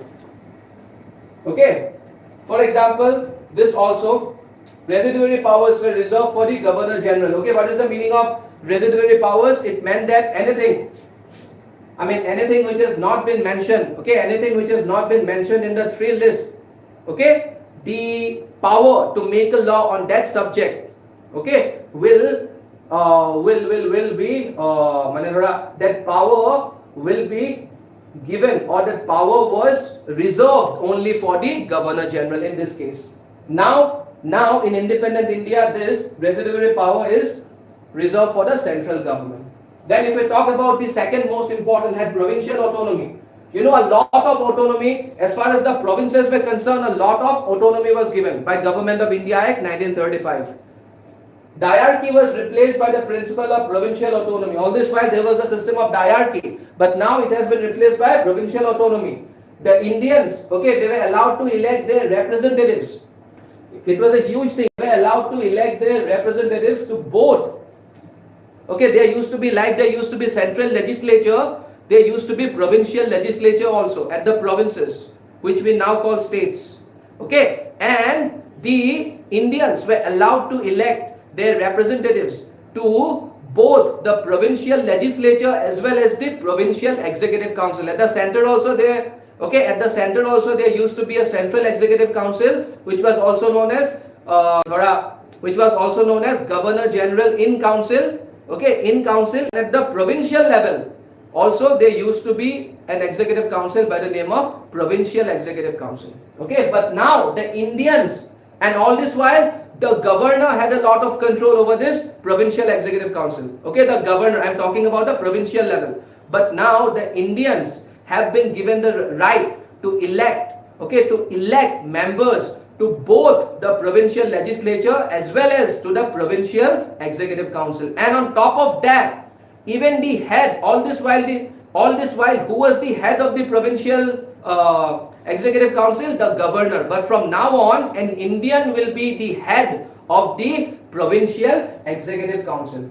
Okay, and he was to be designated as Prime Minister. The head of the Provincial Executive Council was supposed to be an Indian from now on, and he was supposed to be known as Prime Minister. Prime Minister. This was asked in the prelims also this time. Then apart from it, bicameralism was introduced at 6 provinces. Okay, bicameralism means what? 2 houses, upper house and lower house. It was introduced at the central level by the Government of India Act 1919 itself. But it was bicameralism was introduced at 6 provinces by Government of India Act 1935 at the provincial level. Okay, provision was also made to establish Provincial Public Service Commission was also established under Government of India Act 1935. Okay, and the objective was to empower the provinces to select their civil service officers. In fact, this was the birth of institutions like, for example, APSC. Okay, Provincial Public Service Commission was established under this. If we talk about the miscellaneous provisions, the concept of separate electorates was extended to the depressed classes. Okay, separate electorates means what? Separate elections in which the candidate will also be from the depressed classes. The people who could vote for that candidate will also be from depressed classes. On top of that, 2 new provinces were carved out of Bengal, and they were Bihar and Odisha. All this while Bihar and Odisha were a part of Bengal, but they were made into separate provinces by the Government of India Act 1935. Bengal and Bihar and Odisha. Okay, Bihar and Odisha were carved out of Bengal, and so after Government of India Act, Government of India Act 1935, it resulted in the formation of how many provinces? 11 provinces. And so, in conclusion, what can we say? This Government of India Act 1935 is very, very important, because based on this immediately, as far as the All India Federation is concerned, if we talk about the things which were supposed to be implemented at the central level, they never came into force. The All India Federation never came into force because there was a clause which required the consent or the permission of at least half of the princely states. They had to say yes for those clauses to come into force. For the All India Federation had to come into force, but half of the princely states did not agree, due to which the All India Federation never came into force. But the second and the third heads, okay, especially the provincial autonomy, second head, it came into force, and based on this, the provincial elections were also held in 1937, in which Indian National Congress was able, to form government in as many as 9 provinces. So that's all for today. I hope this session was extremely useful for you guys. Okay, in case of any queries, you all can get in touch. Okay, you all can get in touch with us. And thank you so much. See you soon.